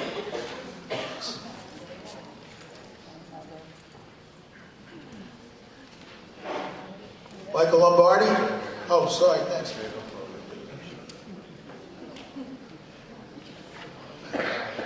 Hi, my name is Michael Lombardi. I live at 19 Morning Glory Lane and Levittown, Magnolia Hill section. I lived there for over 20 years. You have answered my primary question, which was staffing. Staffing would be eliminated. You do mention that it would be eliminated by primarily through attrition. Well, can I, if you could, please, and I won't impact your time. Regarding staffing, much of the staffing will be considered and connected to that $3.5 million through cost avoidance. We'd be able to accommodate more kids, provide more programming at a centralized site with less people, but we don't believe that it'll immediately or in the foreseeable future impact our teaching staff. Remember, for every 25 to 32 kids, you need a teacher. We think that there's currently a difference of 4, Karen, moving forward. 4, which isn't a significant number of people, and that number we feel we can capture through attrition. Okay. Yeah. So you mentioned you don't anticipate furloughs of any kind. Hopefully, and stay with that plan. I didn't originally put this down there, but security wasn't really mentioned, and in light of what happened at Sandy Point Elementary, is there a way to do it? Is there a way to kind of get security right? Security will be a primary consideration and component of the design phase. It will be embedded in the process and subsequently in the buildings. We displayed an entryway, a vestibule, where you had to go through 2 portals before you can even get close to any of the population or building residents. That's different than we have now, and that's certainly by design. Thank you. Joe Turner.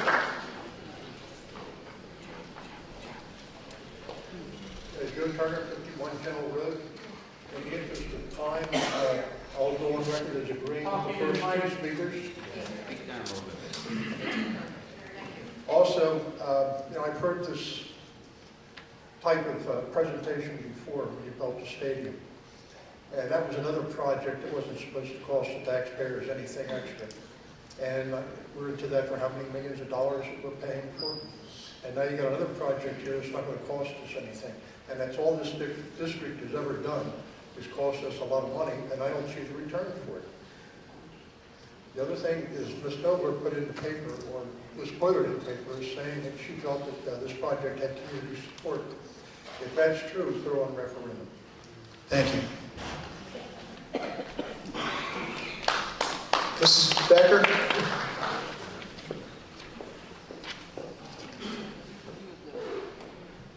Carol Becker, 147 Junewood Drive, Levittown. My question is, you talked about the buildings are going to stand empty, and you said that we would be maintaining them. Did we even put in the cost of demolition? The cost of demolition on the 3 proposed elementary sites is included in that price. So we'll have 9, we'll have other buildings that will sit empty. Hypothetically 6, and they may not sit empty. Again, we have not defined any particular options. There are many. There are no numbers. We could possibly sell the properties. Open space would be another option. But in 2001, when we were closing James Buchanan, we went through a lot where we were the Department of Education. There, as was predicted, that we were going to be in declining enrollment. And in looking at the numbers, those predictions by that school board were incorrect. We did increase slightly. However, back in 2001, we had $52 million in debt. And I think through the efforts of Jerry Barsick and Ellen Budman and the boards who used a lot of prudent cost-cutting savings, and we really did trim the budget and trim the budget and trim the budget. We are where we are today with having a unique situation, as you mentioned, but that came at a cost of a lot of trimming the budget, doing the addition with the buses, no class trips. One time we had no paper in our buildings. We couldn't pay our schools. We weren't able to do a lot of stuff because we had no money. I sat through many budget meetings for the last 10 years, and the underlying costs were, we don't have money.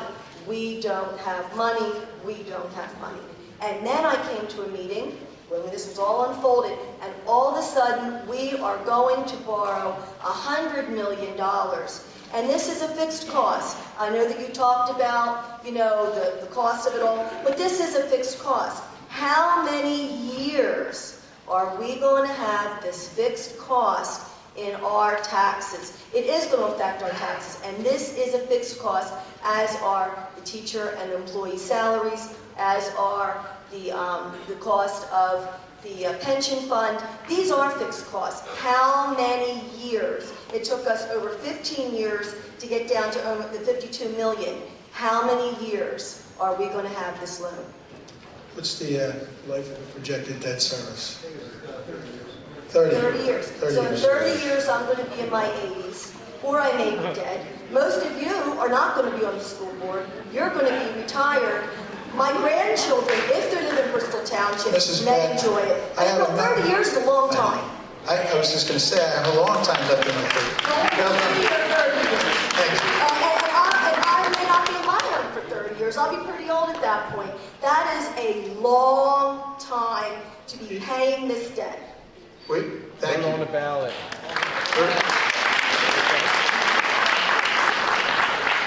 We are, again, incredibly sensitive to the possible commitment this community may make. I encourage you to also consider the value of that commitment and the benefits. Keith Davidson?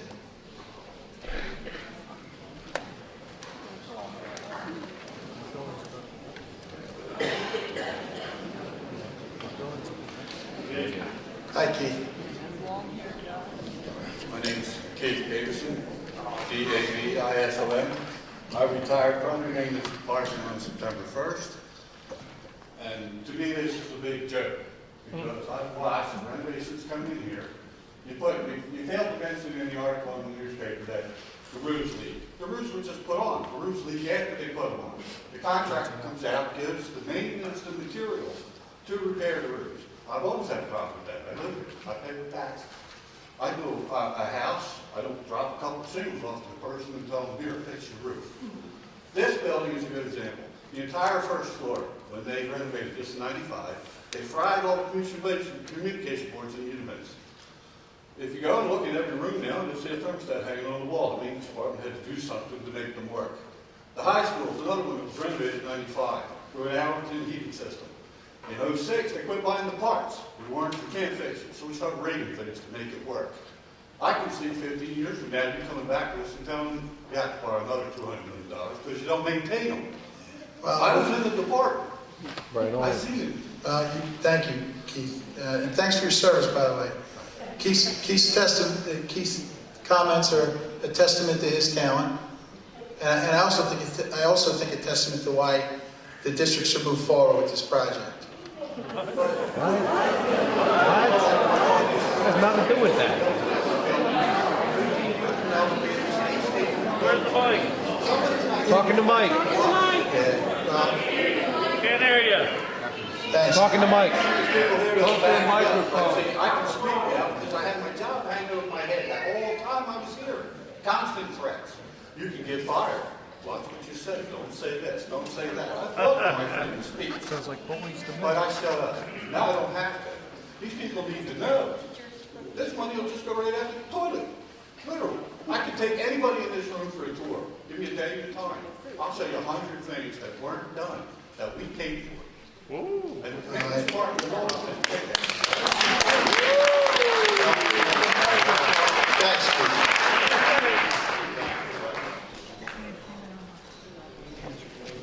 Charles Gross.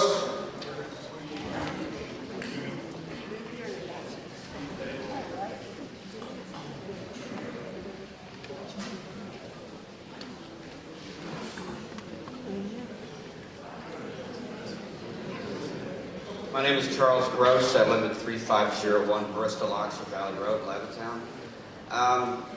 My concerns are a lot of the same with, I heard a lot about other parents, one lady talking about her child with hearing issues, and I have a child with special needs and I'm concerned with the same issues. Childs with special needs, they don't deal with change very well. You're talking about increasing the amount of students. How many, are we talking about the same amount of children in the classrooms? Well, not special needs. We're required to. There are class requirements. That's federal law and state code. I'm not familiar with your child. Are they still with us now? He goes to Clara Barton. Clara Barton has been taking care of him Great. very well. Well, you can expect. That's great. Thank Just as a personal note, I grew up in an era where, as a special needs child, we were forgotten. We were considered to be unteachable. And so far in Clara Barton, they have not done that. They have been godsend. That's my main concern, is that if you're going to take all these schools and close them down, put these kids into 3 schools, what's going to happen to these kids? Well, what's going to happen to these special needs kids that don't deal with change? The change could be challenging. It'll be considered and managed moving forward by the same people that your child is connected with all day, every day here now. You have my commitment on that. And I would tell you, if there's any Barton people in the audience, their commitment too. I'm sorry if I don't think I speak out of turn, Barton. We will take care of your child. Thanks. Ron Hill?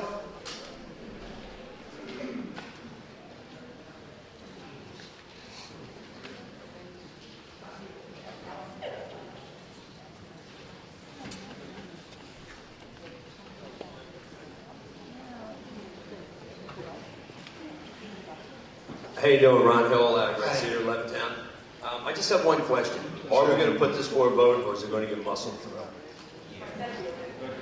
I want to know right now, in front of all these people, if you guys are going to vote for it. Put it on the referendum and election day to vote for it, or we're just going to run it. Put that on. Put it on. The district will proceed aligned with Pennsylvania code and within the Act 1 index. So that means no.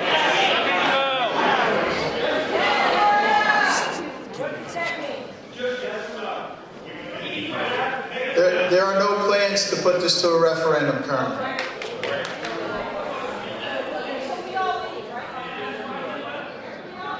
Brian Surratt.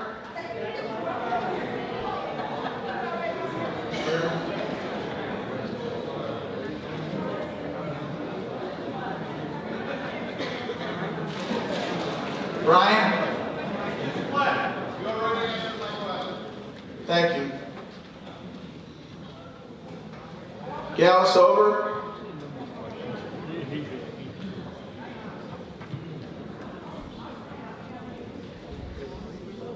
Good evening, Dr. Lee. Gallus over. I live in Freedom Lane, Farmbrook section of Levittown.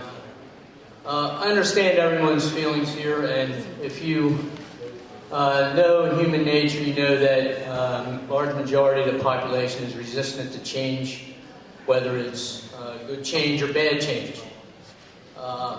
But my own personal opinion is that I applaud the directors for having the vision to reduce our debt service over the last several years while staving off a multitude of criticism over the years. These people volunteer their time, and I would imagine that they are there probably, I don't know, 8 to 20 days a month serving this community. And I think this is a very good project because, and I know this isn't proper English, but I don't think we can continue to do nothing. I think that instead of criticizing that, we should have an open mind and see what a professionally planned plan can do for this district. It's a large scope and size, and I'm glad that you're taking advantage of the current interest rates. Now, there are very few original Levittown homes in this township, but we still have the original schools for the most part. Most people who live in Levittown have upgraded their homes, as mentioned before, and they've taken loans to do that. They're not going to live in an original Levittown home, so they've added computers, windows, everything that you're talking about adding to the schools has been done to almost everyone's house in here, and they've paid for it. And we need to find a way to pay for this because our children deserve the best.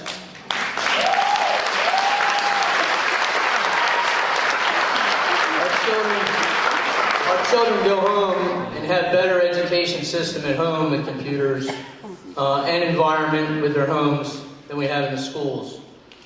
So again, I applaud the members for their insight and their vision. I have one question. Didn't mention anything about affecting liability or certain insurance rates. Would this stay the same or would it go down because we have less buildings? And also, if you were to consider a referendum, that would take quite some time, I would imagine, to even get that, and it might jeopardize the funding. This is not a project that I typically see ramrodded down people's throats. This has been out there, and I don't see anything but positive things coming out of this. So I applaud you again. Thank you.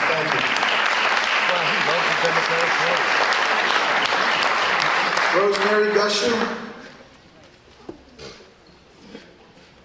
Hi, Rosemary Gusher, 10 John Quill Lane, Levittown. I moved into my home April 1st, 1956. I still live there. I graduated from Woodrow Wilson. My children graduated now from Truman. I've always had great respect for the education. Both my boys are college educated. I don't have a problem. I do have a few questions. One of them, of course, was cost overruns. Costs are always underestimated. I mean, I can't renovate a bathroom. You can't build without overruns. You're certainly not going to build 3 buildings without it. I think it needs to at least be considered. I also have a big problem with 1,300 kids under the age of 12 in one building. I don't care how you configure it. It just sounds like an awful lot of kids per building to me. Just lunches alone, I can't imagine where you'll begin and where you'll end. Traffic problems in the schools. I live and went to Buchanan. My children went to Buchanan. Believe me, it's a nightmare there at 9 o'clock. Longer driveways, they're not going to solve the volume problem. There are still people that still have to come in, people still have to come out. I'm sure you'll have to do traffic lights and contact the township. Something has to be done. Should be done there now, let alone when you put 1,300 children there as versus 498. And rainy days and Mondays are really bad. Also, transportation costs. You now have 9 buildings where many children do walk. You are now going to have 3 buildings where many children will not be able to walk to. We are not affected. I live in Junewood. I have a grandson who lives right across the street in Junewood from me now, who will eventually go to Buchanan. But you know, you're complaining about the transportation problems here now with the busing. This is only going to add to that. And I think that's another consideration that you need to take into factor in this. Yeah, the converse of your transportation concerns are that we are forced sometimes due to increased enrollment or new enrollment at one of our elementary schools, say Divine, for instance, in the lower part of the township. If we go over a couple kids in a class size, we need to transport those students to another school in the township. So on any given day, we have buses and transportation crisscrossing the township. I work for Pennsbury School District in transportation. I know what the nightmare is. We don't expect any increased transportation costs due to this. Oh, there's got to be. That's just ridiculous. But once again, the car situation, and there has to be. Yeah, I know Buchanan, as it is now, as Mr. Schrader mentioned, all of our sites, we're not built nor designed for any volume of vehicular traffic. Yeah, but a longer driveway doesn't solve what the volume is coming in, going out. That is what it is. Well, you're going to have a longer driveway times 2. One car loop and one bus loop. One bus loop, and it will still back up without some help. Long driveways aren't going to solve that problem. Not when you now triple the volume of parents who don't put their children on the buses because they don't like the way the buses run. Because, they don't want little Johnny's hair to get wet, or Jane's hair to get wet on a rainy day, which blows my mind. But it's what happens. Right. Thank you.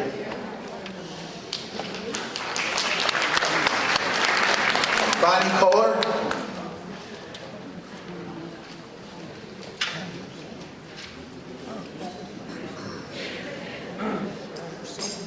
Bonnie Kohler, 7 Azalea Lane.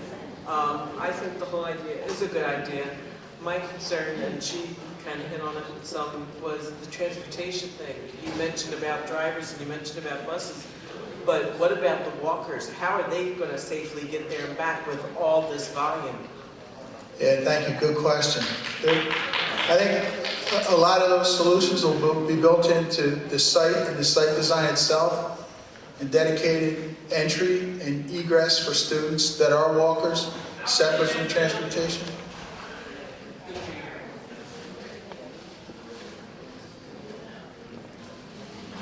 And attention to the changes that'll come.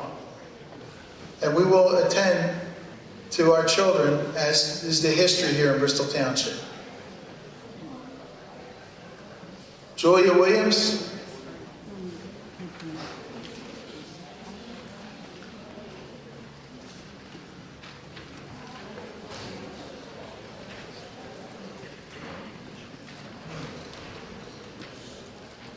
Mrs. Williams? Okay. John Semler?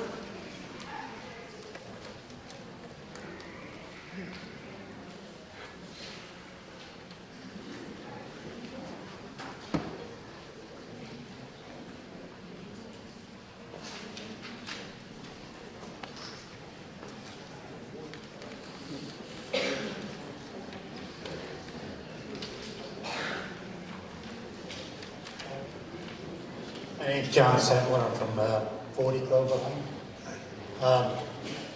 My question is a couple other ones. What's going to happen to the old buildings? Now, this far along, there should be some kind of plan as to what's going to happen to the old schools. The three elementaries that exist on the proposed construction sites will be demolished as part of that process. Right, I got one down the end of the street in Washington. Oh, okay. That my children went to and everything. What's going to happen to that? Yeah, Is it going to sit there? we haven't developed or defined specific plans. There are a couple options. Sell. What are they? Okay. Open space is another one that's Open being spaces considered. you demolish, Right. And where's that expense coming from? And the upkeep. Well, the upkeep would come back to us till something develops related to those buildings. Is that planned in the budget? All this money that we're talking Well, about?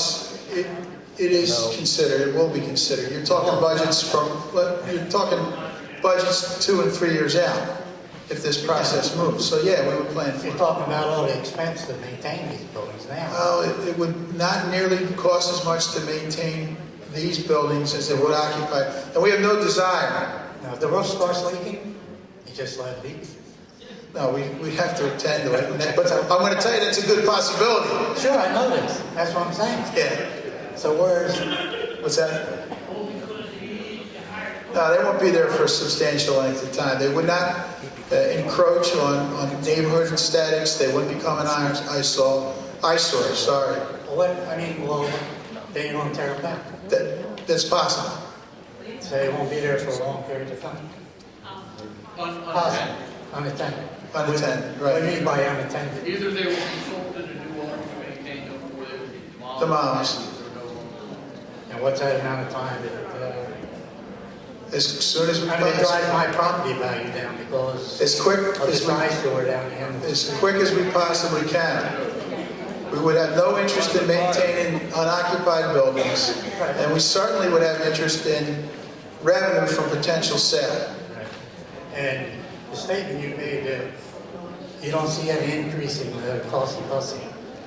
No, our preliminary. I don't understand that. Well, let me explain it. I'll work the Divine scenario again. Currently, we have 2 students from Divine Overflow being bused to Buchanan. That costs us $390 a day. Same cost as busing somebody from Washington attendance area to Buchanan, a full busload of kids. Yeah, but at Washington, you're talking about more than a full busload. You have 560? But my point is... It's got to be bused to another school? Yeah, I cited one run, the Divine to Buchanan. Yeah. I'm telling you, we have several. We have several. Yeah.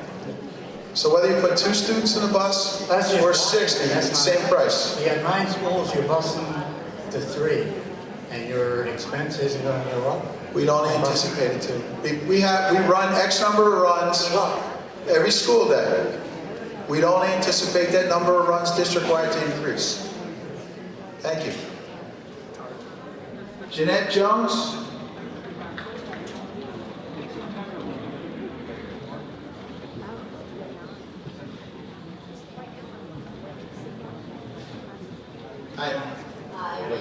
Jeanette Jones, I live at 4101 Fayette Drive. I'm both ways, I'm 50-50. I've seen it done in Bristol Borough, and it's beautiful. I mean, they have a really nice elementary school now, and they tore down the old one. But my concern is, I live right across the street from Lafayette. Okay. And you're saying our houses will go up. But if that becomes an eyesore, or a halfway house, or my house isn't going to go up. Also, I'm a crossing guard for Maple Shade. Am I going to lose my job? There are a lot of people going to lose their jobs. We hope not, and we don't anticipate significant decline, at least in crossing guards. And that we're not technically your employer, but we rely on your services and we're grateful for them. Thank you. I'm not so sure where our transportation will originate from. Probably from Maple Shade. If you have walkers coming to Maple Shade currently, we would need a crossing guard to assist them in their travels. I see what you're saying. That makes sense. Well, I don't understand. I don't mean to be rude, but I don't understand if we don't get to vote on it, then why are we here? The district has a vested interest in making sure all community members are informed of this possibility. Then televise your event. Informed or told? You know, like, I don't know. Well, informed from the district's perspective. We've been discussing this, reviewing this in public forums for a number of months now. And the thing that really accelerated the process was Governor Corbett's moratorium on PlanCon, where if the district did not act quickly, and I'm going to tell you responsibly because that's my sentiment, my professional sense, we would lose the opportunity for state reimbursement, possibly forever. Yeah, I know. We did not want to take ourselves out of that equation or eliminate that possibility. I thought that was a responsible decision on the board's behalf. Can I ask you another one? Sure. Talk during my time. I'm just kidding. I don't no desire to cut into your time. Thank you. You say that there's going to be an increase in students. I'm just wondering how does that go about? How do you know there's going to be 300 more? Well, I'm going to give you a little personal anecdote to start the answer, if you don't mind. When I came here, there were 500 kindergarten students. The next year, there were 575. Last year, there were 575. For this current school year, I thought something's happening here in Bristol Township. And when I looked at the first grade, there were 570. Right. Right, Ms. Cassera? Is it fair? You're tight with those numbers. So as part of this process, our feasibility study master facility plan, we engaged a demographer. We had information from the Pennsylvania Economy League and the Pennsylvania Department of Education. Very, very reputable sources. PD we answer to.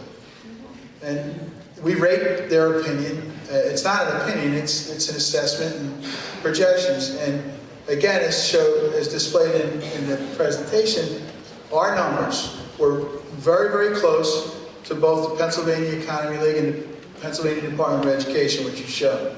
So I was alarmed by the growth and the prospects of growth.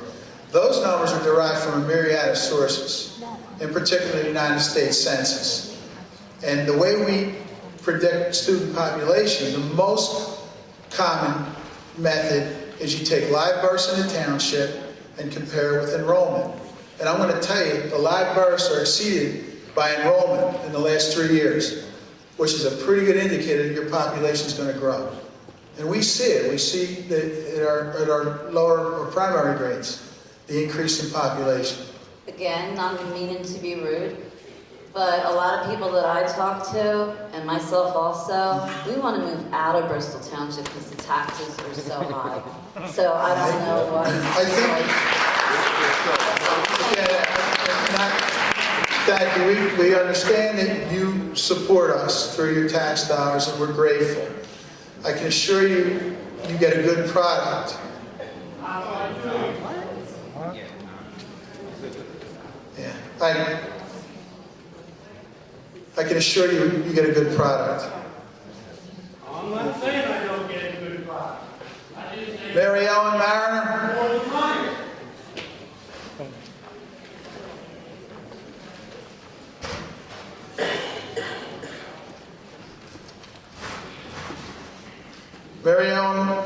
Fournier, sorry. Tracy Bucci.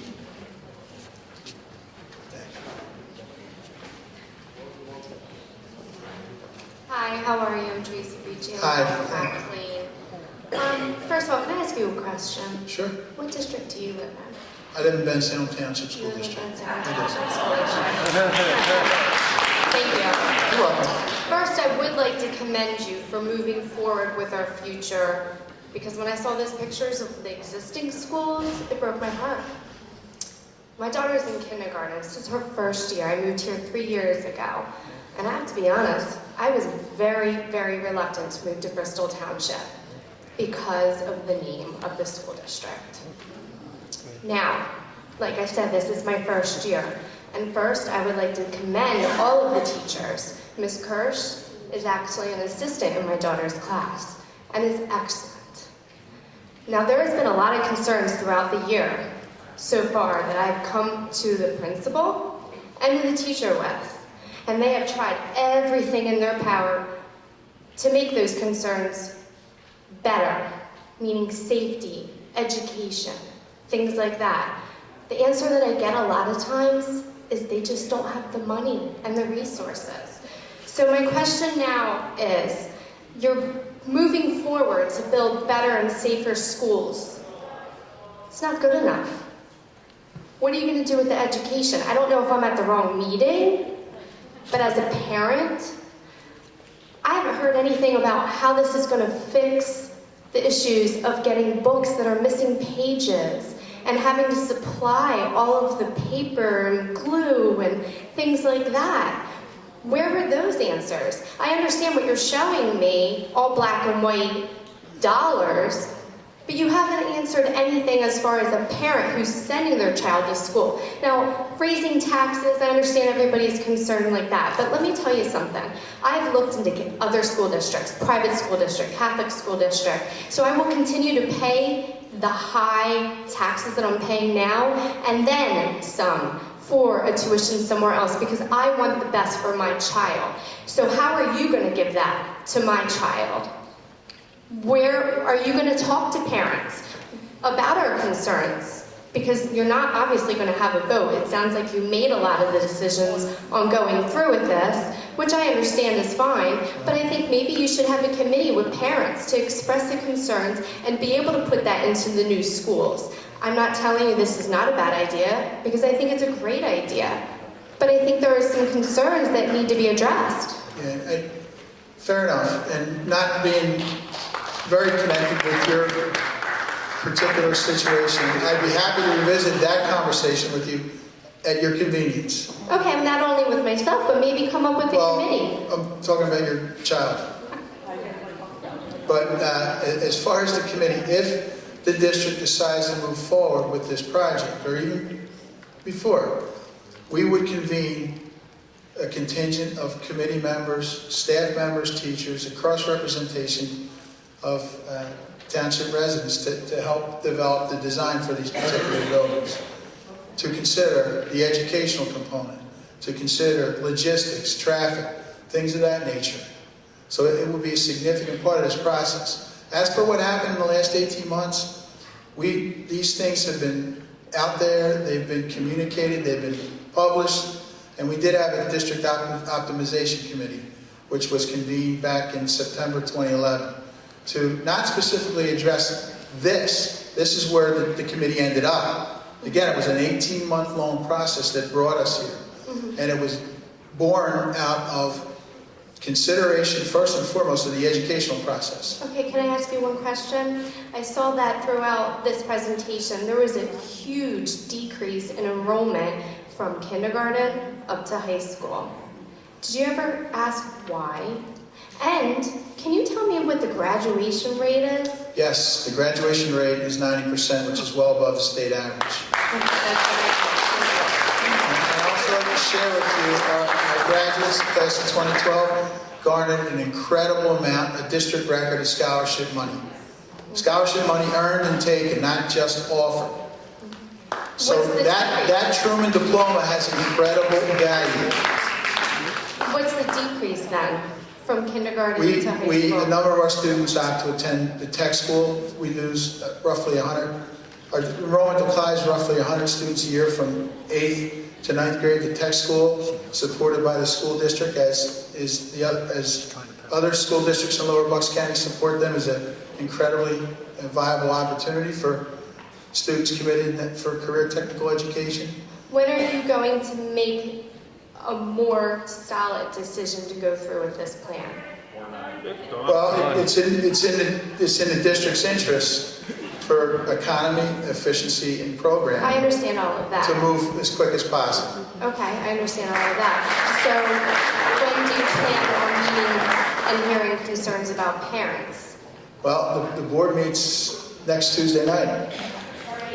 Upstairs, 7:30. We're the second and third Mondays. Usually our website contains the district schedule. And we welcome your attendance and participation. Mr. Bard.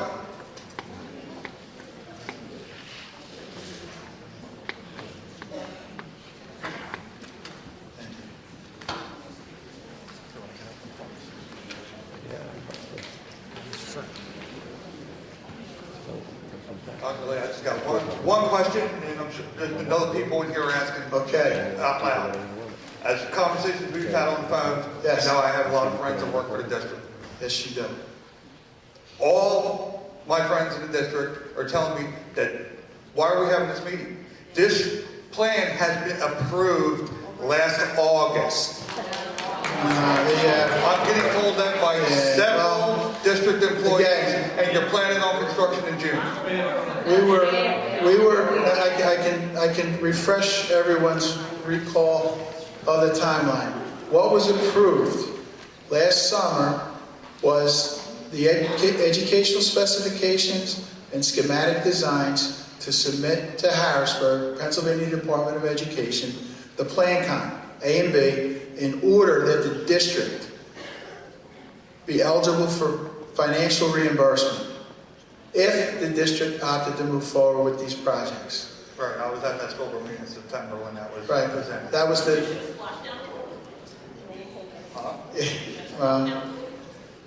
Yeah, so that was what transpired in August into September. And through hard work of our partners and our staff, our professionals, and the board as well, we were able to move this process quickly in order that we not leave millions and millions of dollars on the table. We didn't think that was responsible, not to do it. Okay, well, thanks. It's hearing all this from Yeah. Well, Mr. Barton, you obviously know where to find me. I'd be happy to talk to you anytime. Thank you. Yeah. Chris Monticello.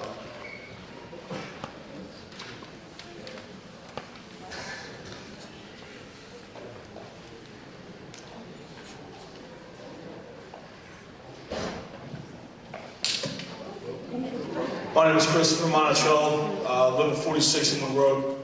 I'm in Indian Creek. I myself am a teacher. I work in probably one of the worst districts. It's not in the state. I'm not going to tell you where. I don't feel like getting in trouble by someone else. I want to ask the teachers that are here, how are your supplies? How are your textbooks? Are they up to date? Or is everyone too scared to say? I see a couple people nodding heads. We got brand new social studies textbooks last year. We got brand new math materials for next year in elementary, from last year in elementary. We have a new reading grant that is in place, and we're getting new materials to go along with that. New phonics program materials that are in place. Well, that's good. My district doesn't have any of that. We don't even have textbooks. But what really scares me is the whole issue with security. I work in a horrible, I'm not going to say it's a horrible district, but it's pretty bad there. We have gang fights every day. We have bomb threats once a week. We have lockdown drills when kids go missing. How are you going to, you're telling us that you're not going to hire anybody else. You got 1,300 kids in a school. That was expressed, with the security aspect of that. I mean, I have a 4-year-old daughter, and I have a daughter that's going to be attending in 2016. How are you going to account for these kids if they're not getting lost in the hallways? How are you going to account for someone? I understand you're saying there's 2 portals they have to walk through. How are you going to stop anything from happening?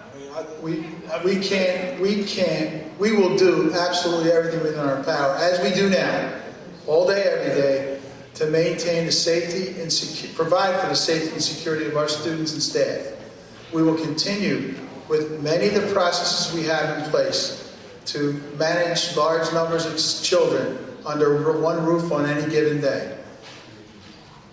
my question is, how many security guards or how many police do you have? We currently have 4, but they're not normally deployed in our elementary schools. We also have a great relationship with the Bristol Township Police Department. They patrol our schools, they walk through our buildings, they know our kids, they know our staff. We're very lucky to be here in that regard. And the last thing, can I add something? We have great kids. I'm not going to tell you, we don't have our moments, but we have fantastic children and students. We're very lucky. I'm not okay with that. Prior to the scene thing, our township, not only was it complete, we have a top-notch system. Have you ever tried to go through our school system and just walk in, grab a kid and go to the building? And we have teachers, staff, kid readers, investigators, now we have the streets when they see that first come in. With a new school, possibility, I'm not saying we get more people, but then they could have. we It is a hard time. Not only do we have that are living on the ground, the edge in the classroom, not the private. But everything will be upgraded way more efficient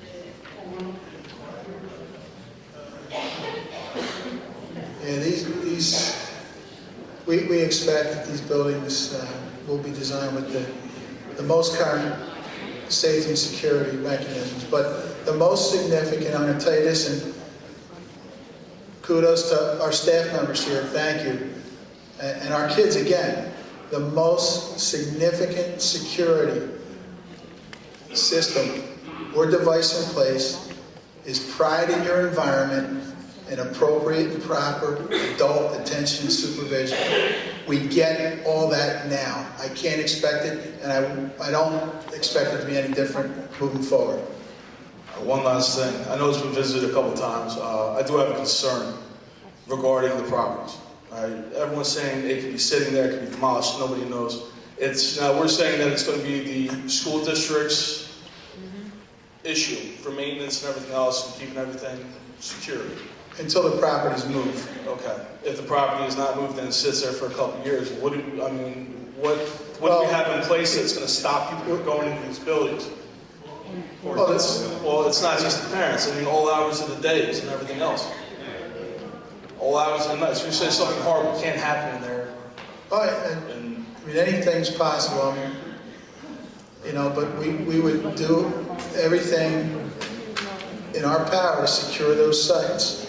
And we anticipate if we have to secure them, it'll be for a very short term. And when we define and develop those plans for those sites on the back end of these proposals, we will be sure to communicate them to you and the community. Just one thing regarding the buildings. The district isn't going to have a choice as far as leaving buildings vacant. Our insurer will not insure vacant buildings for any length of time, more than a year. As soon as they go vacant, we will not be able to get insurance. Yeah, something's got to happen quick. We won't have a choice. We won't get insurance. That can go 3 years. Right, and we, you know, until we move forward with this, it wouldn't be prudent to, certainly we've considered it, but move forward with how we manage those buildings at the back end of this process. So it's not lost on us. We know we have something to deal with, and we will. And final thought to basically address. how are these kids going to be able to concentrate with construction going on? It's a great question. It's a question we asked. A question we investigated. I recently visited Centennial, where they are on the back end of a comparable project. They merged 6 elementary schools into 3 new construction sites, all on existing school sites.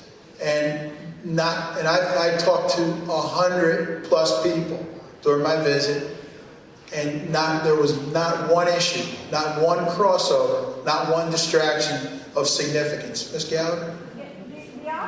The other option would be to renovate, and they did that in Pennsbury while my children were Yeah, and you had construction workers in and out of the schools while the kids were like, we're moving out of one classroom, and then we're going to fix that, and then we'll be back into that classroom. I had many more concerns as a parent to have people I've never met on site wandering around.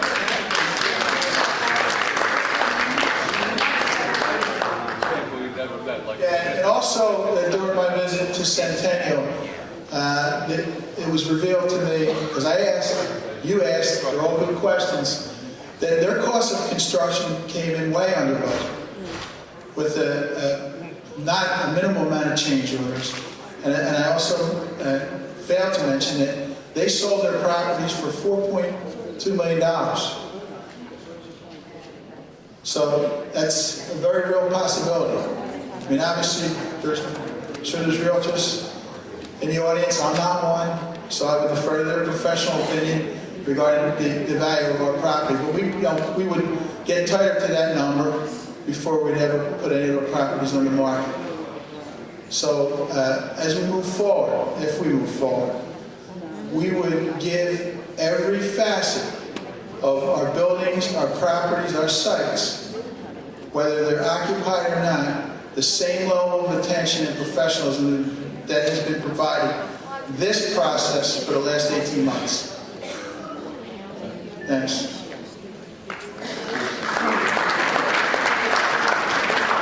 Tony Bolger.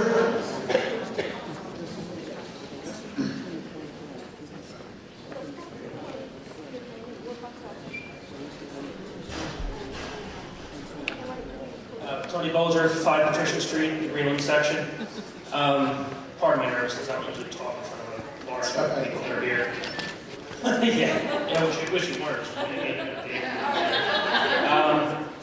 A couple of things that I just, as I was listening to these questions and these lack of answers that are coming from you guys, it seems to be that one point that was brought up that I'm still waiting on an answer is the maintenance of the schools. I live in a house that was built in 1951. It does have maintenance issues. I try to take care of it. It doesn't mean I tear it down every 40 years and build a new house. And another thing with the issues here is for what we pay in school taxes, why aren't we a blue ribbon school district? Why aren't people flocking to our district to send their students here? I'm not blaming any teachers, any support staff, or anybody. You're only dealing with what you're given. But I mean, I pay almost $4,000 a year for an 800 square foot house on a 4,000 square foot piece of land.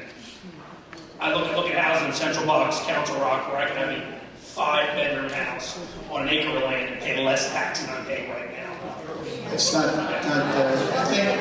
It is true. I mean, my aunt lives in Holland. They have a 2,600 square foot house on an acre of land, and they're paying $4,200 a year in property taxes.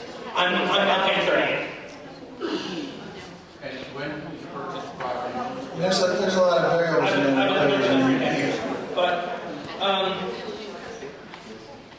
right, and that's the thing. If it was dollar for dollar square foot by square foot, that's one thing. But anyway, and another thing is, Grant, I lived in the district for a short period of time, so maybe I'm not being totally fair to everybody. But for the very little bit that I've seen, it seems like you're kind of going from crisis to crisis. Got to do this, got to do this, got to do this, got to do this.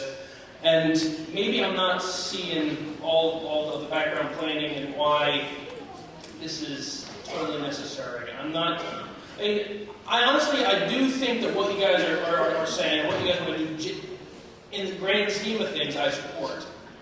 But there's just enough of the small issues that concern me. I understand. I don't have the confidence in the board carry this out properly. Well, I understand, and it's a lot, and it's happening fast. I'll grant you that.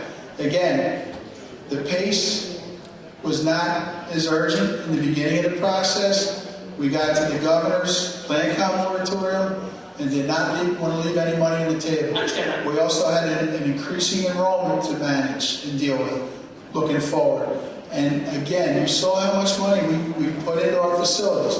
Every dollar moves to the facility for maintenance and upkeep and away from our kids and programs. Therein lies the value and quality of the school system. That piece. We need this piece to do this. We need the buildings and site facility to facilitate the educational process. But our sites and buildings, as they are now, short our kids. You mentioned Council Rock. Do their buildings look like ours? Absolutely not. Pennsbury is in the back end of significant renovation. Bristol Township has renovated all their elementary schools and their middle schools, and about to embark on an $84 million renovation at their high school. Yeah, I'm concerned about whether the people that pay tax in this town can afford it. I mean, I'm 31 years old, and I'm at the point now where I'm trying to decide, do I want to raise my family here? We hope you stay with us. I can't afford to leave, but I'm not sure I can afford to stay. Secondly, I have two more points. Secondly, I mean, you said you're a resident of Bristol Township. Correct. If this plan is as good as it says, with putting money where your mouth is and moving the district. My daughter lives in Oak Tree. Young family. She'll send her kids to this district. And one more point that I'm speaking right now. Another thing, the Catholic schools that went through a mass change for us, closing down a lot of schools. And I bring that up as I'm wondering, do we think out of the box as far as possibly working with the Archdiocese to utilize the space that they have vacant in the township to provide an educational I think you're talking about Immaculate and St. Thomas, right? I know Immaculate is the exception because I live around the corner from there. Right. Great Lynn. Well, again, I would pretty much guarantee we'd run into the same facility challenges if we became a renter or owner of those sites. I'm not advocating to do that. I'm just saying that's the kind of out-of-the-box thinking that I would like to see us potentially look into as far as potential crossing the township. And your questions are great and fair, and I, for one, appreciate them. I want to impart on this audience the fact that there was nothing not considered, no stone unturned, every possible console taken advantage of. We have connected with every district in Bucks County, some incredibly highly regarded blue ribbon school districts. We sought out their opinion, their direction, their advice as we formulated this concept and these proposed projects. It's good business, right? Good business. And all the further again, as far as what we're paying compared to what, you know, as I look at it as far as, you know, it's hard to judge.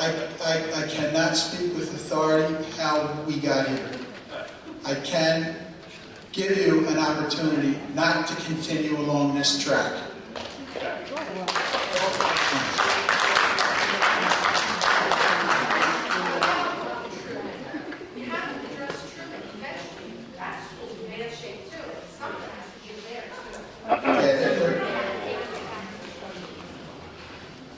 Joanne Richard.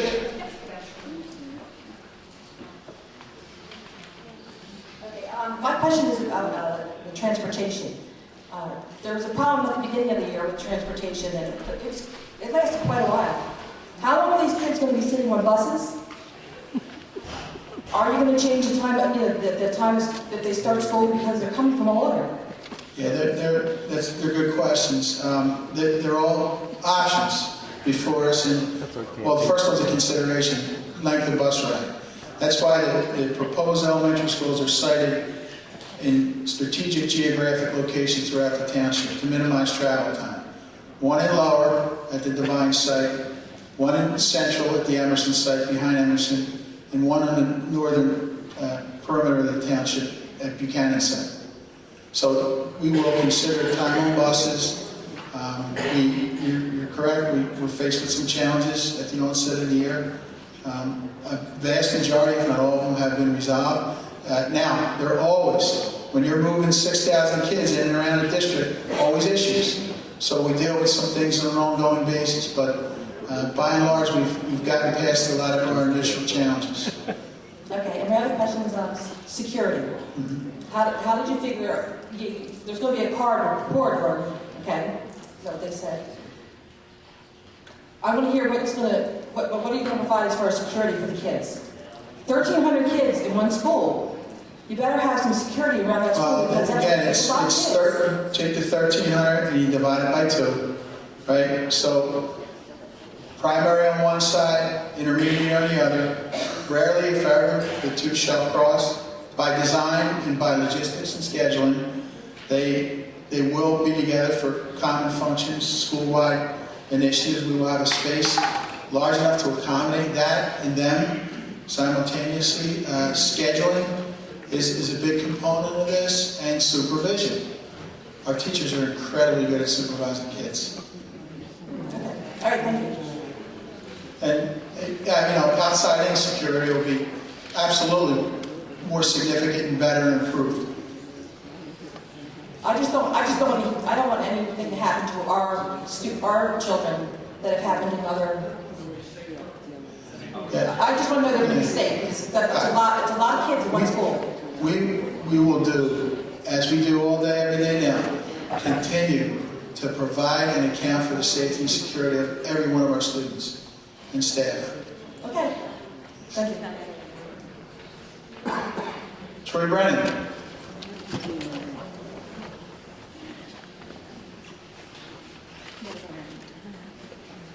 Mr. Vice President? Dr. Dean, how are you? Thanks for having us.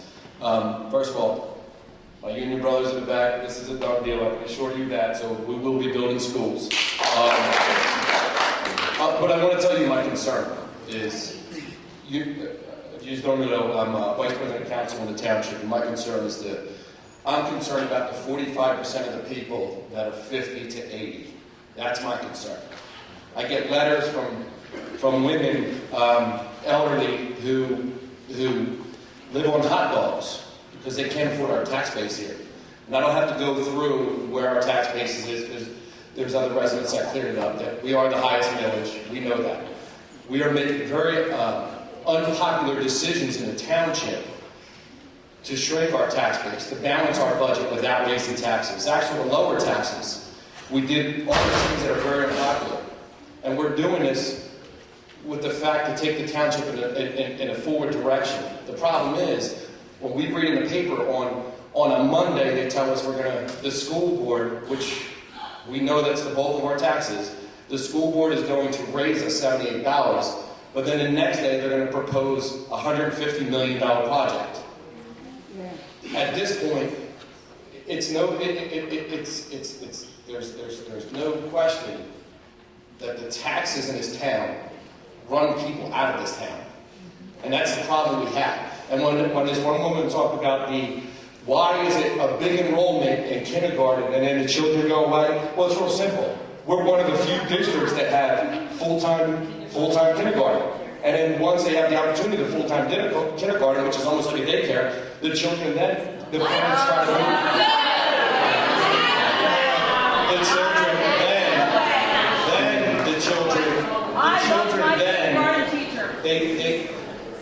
She was awesome and taught my kid well. Okay. Then the children go to other districts, or they go to Catholic school. So that's why the enrollment's there. That's just the reality of it. So my concern is every year we're taxed by the school district. Every single year. And believe it or not, although you may not agree, I'm for the project. I mean, I think we have antiquated buildings. They're without a doubt, they're deplorable. But I think with something of this caliber, this magnitude, the township the people have to vote on it. You know, if we were in a township going to propose a $150-something million project, we would just let the people vote on that, because that's a huge investment for the community. And is it true that Truman was supposed to be on it, and Truman's not on it, because at that point we would exceed a limit, we would have had to have a referendum in the township, we would have voted on it. That's why I'm asking. That's all I'm just asking. Thank you. And just so you know too, it's no, I'm not saying, I graduated from these school districts and I got a college education. I had a great education. Hands down, I had a great education.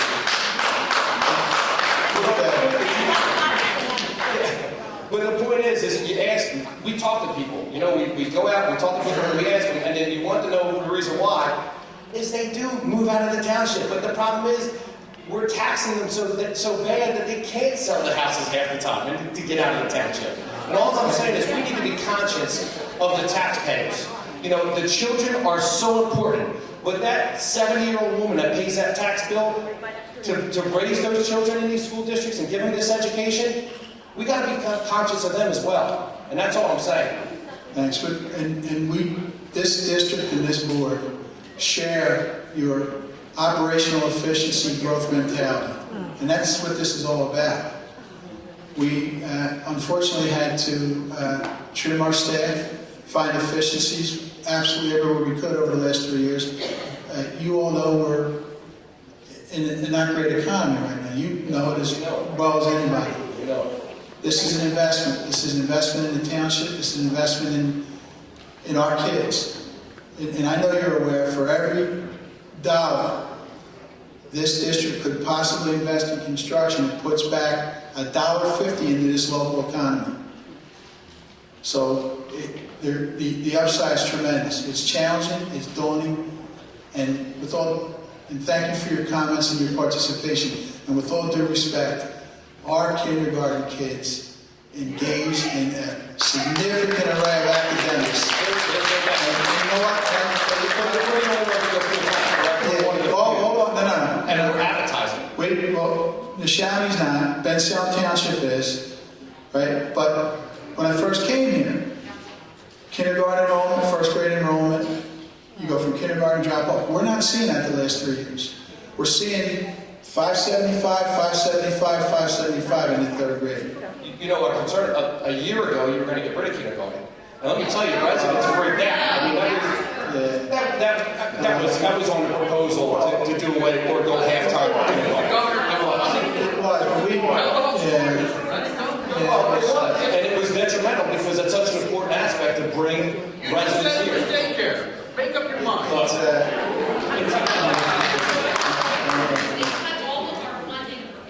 We lost a lot of money from Harrisburg. We lost $6.2 million over the last two budgets,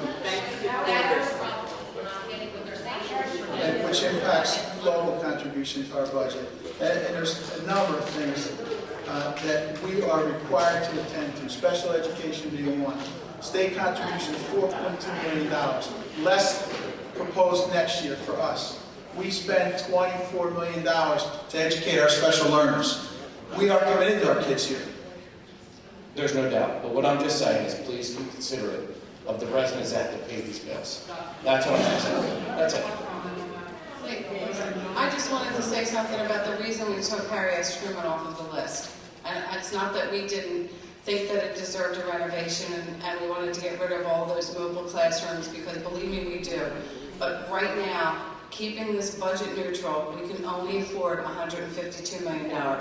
Wouldn't we love to have been able to do Truman in there? But that would have been an increased tax burden on the taxpayers and residents of this district, and we didn't want to do that. So at 152, we are going to remain budget neutral. If your taxes go up, it will not be because of this project. It will be the decreased funding. Excuse me, I let everyone speak. Thank you. It would be because the governor is giving us less money to fund all of the things that we are mandated to do. And by all means, I'm not saying that we shouldn't be doing them anyway, but if it cost us $20 million to do special education and they're giving us $6 million, that money has to come from you. And unfortunately, that's it. So I say, write to your legislators, write to the governor. We've got to get all on board together with this, because if we don't get the money, it's got to come from somewhere. And believe me, I'm a taxpayer in the district, and I pay a very high tax rate because my house was reassessed and I'm on a corner, so I pay one of the highest property taxes in here. And believe me, I don't want my taxes to go up. But we all have to work together here. We're trying to do the best for the children that we can. I know that everyone thinks that our tax rate is the highest in the county, but if you look at it, we're median. We're the middle of the tax bill. If you look at all the districts in Bucks County. It is true. School district is 193 mils. It's the highest. Ladies and gentlemen, Mr. Lackens, if you give me a minute, I'll explain something to you. Maybe it'll make a little more sense. Mr. Brennan, you need to hear this too. Please, take a minute and learn something. Now, you have to understand, Mr. Brennan has been to a number of board members and said a number of things that aren't true, and he's spoken a number of things tonight that aren't true. So here's the bottom line. Our tax millage rate is 192 mils, and yes, that is the highest in the county. That's not good. Our average assessment is $17,000. When you multiply millage times assessment, you get a dollar amount. And I don't know about you, Mr. Brennan, but when I pay my taxes, I pay them in dollars. Okay? The dollar amount that Bristol Township taxpayers pay, on average, is 23rd of the 54 municipalities in Bucks County. 23 municipalities in Bucks County pay a higher average school tax than in Bristol Township.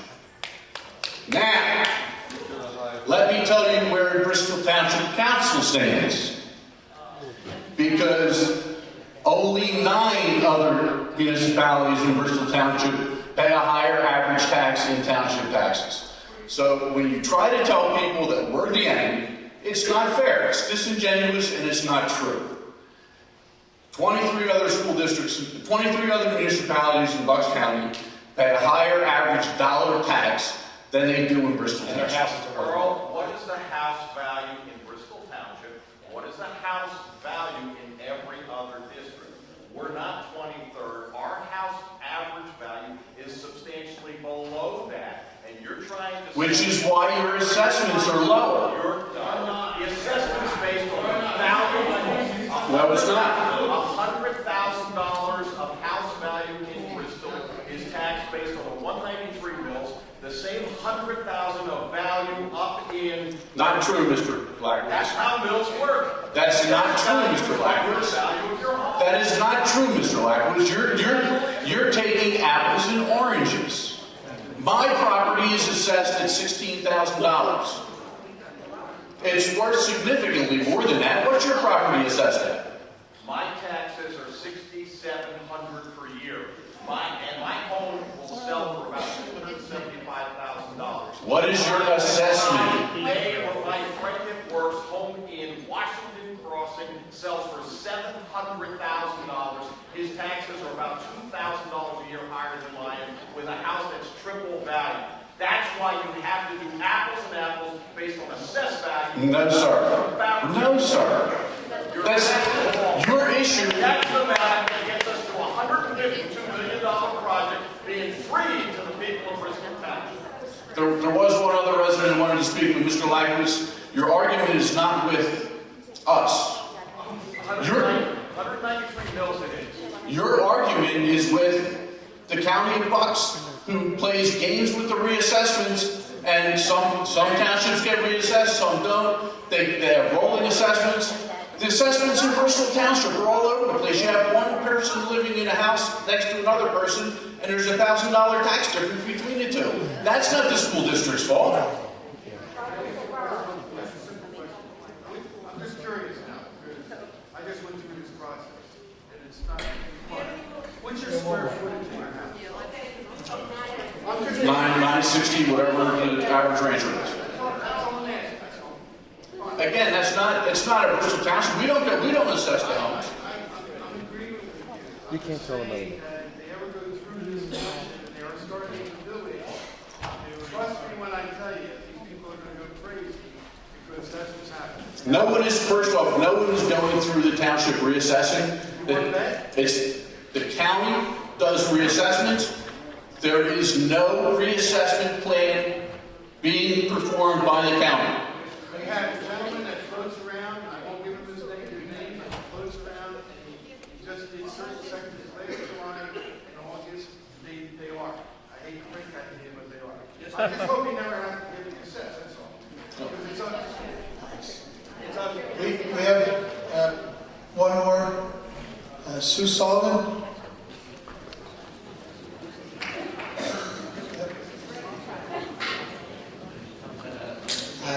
Hi, I just have a quick, easy question. My son is a fifth grader at George Washington, and his teachers are telling him he's not going to be there next year. So I want to find out what's going to happen next year. He'll be at Washington.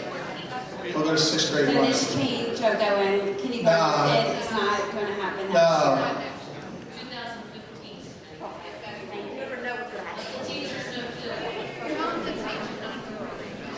Thank you all for your attention, your attendance, and your participation.